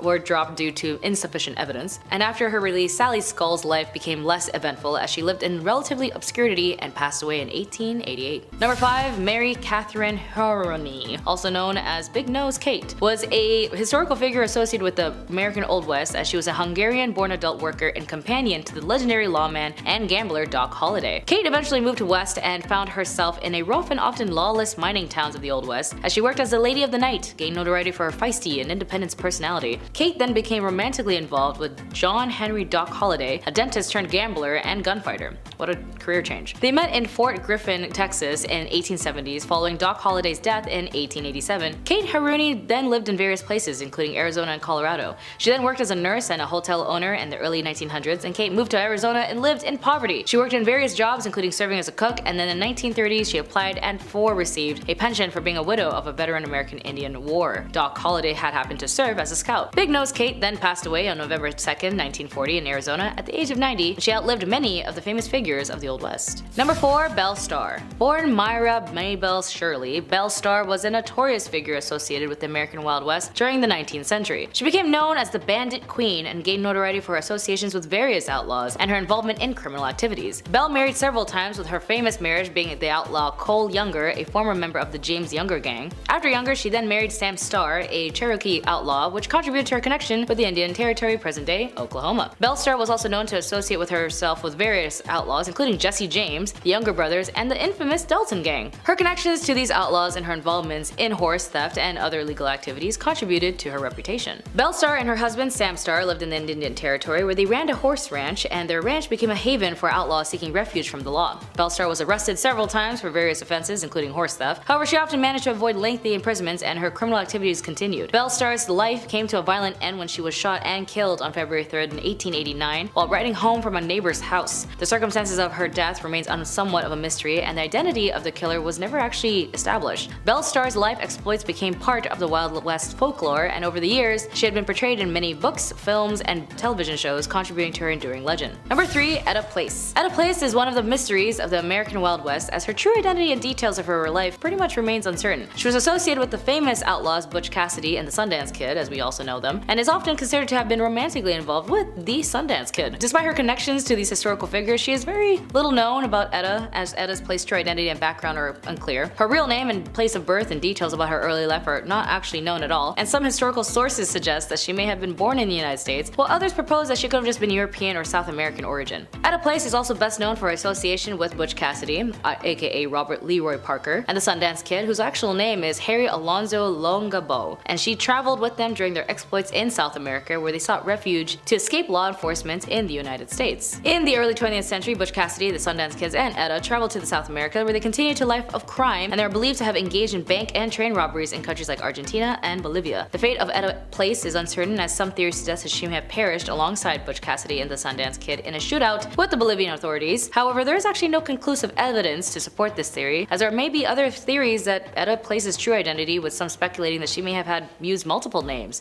during her lifetime. However, concrete evidence to confirm her background or provide clarity on her true identity is still undiscovered. Number 2. Born in France around 1829, Eleanor Dumont moved from the United States and became involved with the gambling industry known as the Gold Rush. She arrived in California during the Gold Rush of 1850, seeking opportunities in the burgeoning mining towns in 1854. Eleanor ended up opening a gambling establishment in Nevada City, California, where she ran gambling tables and her reputation for her skills as a card dealer. She then became known as Madame Moustache due to the fact that she had distinctive facial hair and refused to remove it despite societal expectations. And over the years, Madame Moustache opened and managed several gambling establishments in various mining towns, including Virginia City and Bodie. Despite her success in the gambling business, Eleanor faced financial challenges and struggled to maintain her enterprises. She suffered major losses and debts that ended up leading to her to a decline in her fortunes. And then Eleanor Dumont's life took a tragic turn, and as in 1879, facing financial difficulties and heartbreak, she took her own life by ingesting an overdose of really intense drugs in Bodie, California. Eleanor Dumont's story proves that a glimpse into the complexities of life during the gold rush and the challenges faced by women trying to make a living in a male-dominated society. Her role as a successful gambler and car dealer, as well as her refusal to conform to traditional gender norms, contribute to her place in the history of the American West. The nickname Madame Moustache and her distinctive facial features further add the colorful and unconventional aspects of her life. And finally, number 1, Bonnie Parker was one half of the notorious criminal duo known as Bonnie and Clyde. Alongside Clyde Barrow, Bonnie Parker gained notoriety during the Great Depression for a series of bank robberies and criminal activities in the early 1930s. Bonnie Elizabeth Parker was born on October 1st, 1910 in Rowena, Texas, and she grew up in a working-class family and despite her small stature, developed a love for poetry and drama. I wonder if that's what caused her to join Clyde. Because she joined Clyde Barrow in January 1930. Clyde was already a seasoned criminal. A little bit of spice, little paprika, was serving time in East End Prison Farm in Texas. A mutual acquaintance smuggled a weapon to Clyde and he used it to escape. Bonnie and Clyde embarked on a crime spree that included bank robberies, burglaries, and car thefts. They were involved in several pew-pew outs with law enforcement and their criminal exploits attracted significant media attention. Bonnie and Clyde were often a part of criminal gang that included their other associates such as the Clyde brothers, Buck Barrow and his wife Blanche Barrow. The gang engaged in violent confrontations with law enforcement, resulting in injuries and fatalities on both sides. Bonnie and Clyde gained additional notoriety due to photographs found by police at one of their hideouts, and the images depicted the couple posing with weapons, contributing to their image of glamorous and dangerous criminals. Bonnie and Clyde crime spree came to a violent end on May 23, 1934, when the law enforcement officers ambushed their car near Bentonville Parish, Louisiana. The officers fired a barrage of bullets, killing both Bonnie and Clyde instantly, and the story of Bonnie and Clyde has become a part of American folklore. Their criminal exploits and romanticized in the media have been a subject of numerous books, films, and songs, and the 1967 film Bonnie and Clyde starring Warren Beatty and Faye Dunaway further cemented their status as infamous figures. Kicking off our list at number 10, seam squirrels. I love squirrels. Being Canadian, we see quite a bit of them. They're a little too friendly for me at times, but they're great. During the Old West era, seam squirrels were, well, not what you think. Personal hygiene was not a priority for many people back then, obviously, and lice infestations were unfortunately quite common. Now, the type of lice that affected people during this time was commonly known as body lice, which is pretty horrible. That could be found in the seams of clothing, hence the term seam squirrels. Yeah, not actually a squirrel at all, it's just body lice. Gotcha. Body lice, of course, was a major problem during the Old West era, and they were responsible for the spread of diseases like typhus, trench fever, and relapsing fever. Relapsing fever? I haven't even heard of that one. That's terrible. These diseases were often fatal because, ye Old West, and many people in the Old West succumbed to them. To combat the spread of lice and the, one of many diseases that they carried, people in the Old West often resorted to extreme measures, such as burning their clothing or even shaving their heads completely. That's why you see old cowboys and they look like they're stressed. They have no hair, their clothes are just gone. You're like, what happened? Lice. Lice happened. Some people also used remedies like vinegar and kerosene to try and kill the lice. So yeah, it was a rough time either way. Overall, lice infestations were a significant health concern during the Old West era, and they played a significant role in the spread of disease. Yeah, it wasn't just rats in the medieval era, it was also lice, which is even grosser in my opinion. Number 9, Old West dental. I could use some Old West dental recently. I'm chewing on one side right now, you know what I mean?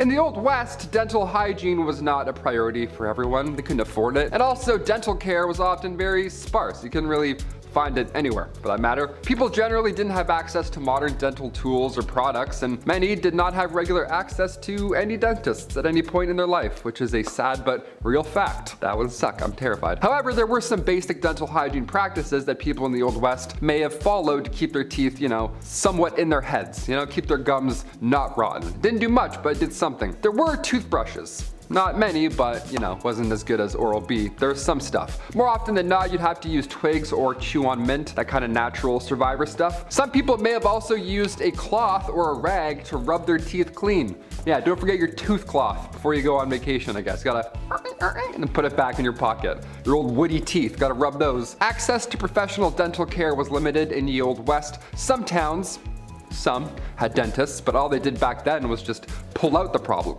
They didn't give you a crown. They're like, which one hurts? All right, get out of here. All without anesthesia, so that's a great time. You're gonna remember all of it. Other options included a community toothbrush, which is hilarious to think about and also so sad. Yeah, some public establishments had a public toothbrush. Can you imagine?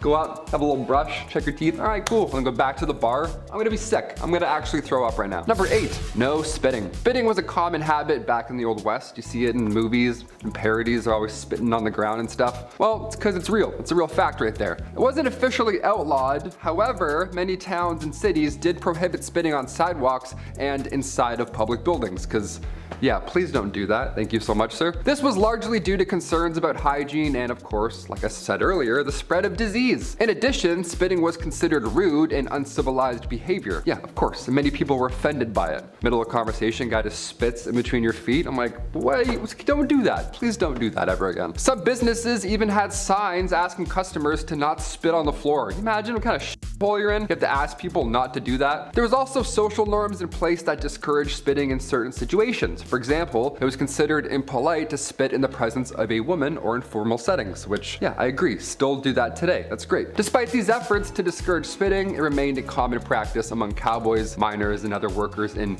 ye old west. They're like, yeah, I have shit in my mouth. I don't know, we don't have water. I'm gonna spit. Sorry.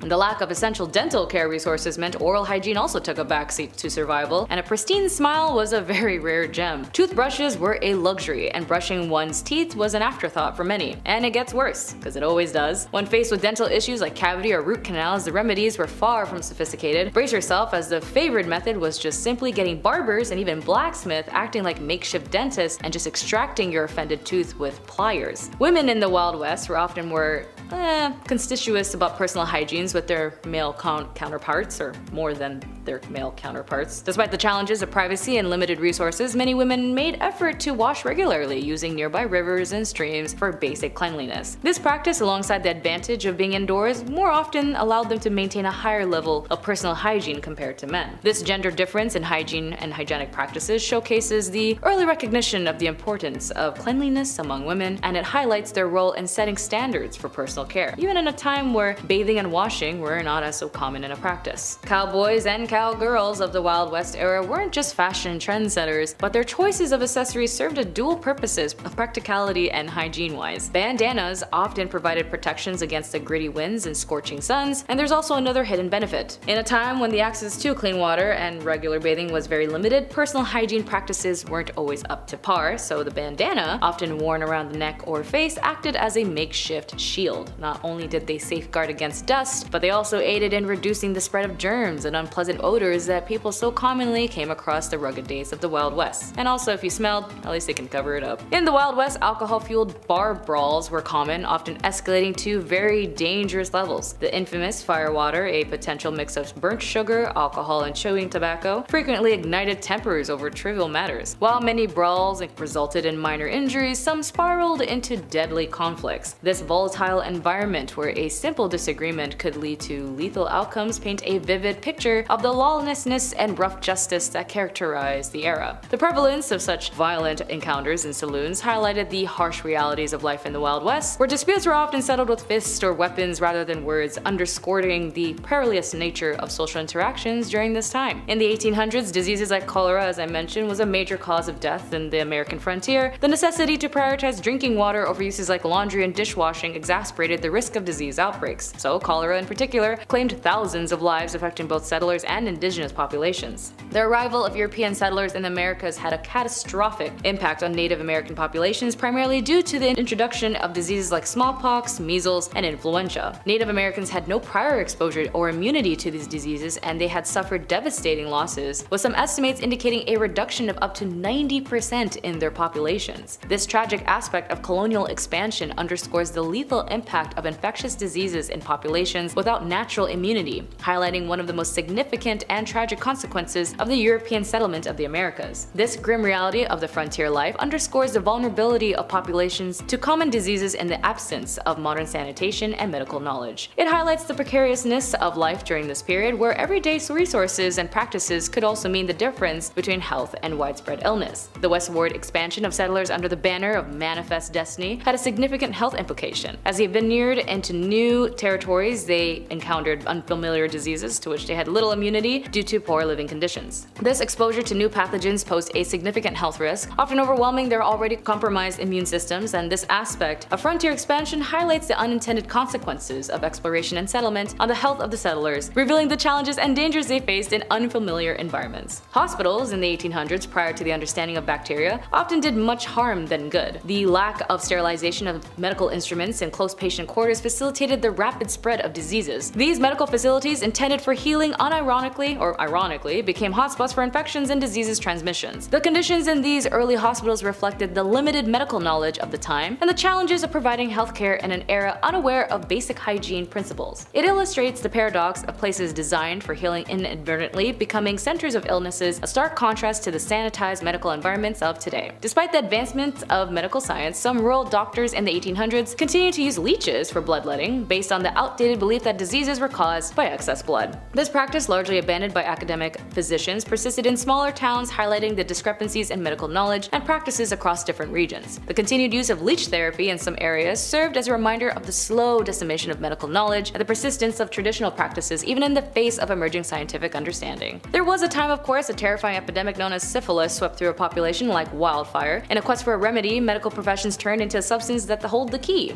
mercury. Despite the severe side effects, patients endured a grueling routine of daily applications of mercury ointment. This reckless treatment could last for years while unleashing many horrors upon the afflicted. However, people who were convinced the treatment was worth it, I guess now we wouldn't practice it the same, but at least we got better in self-care compared to parts of history.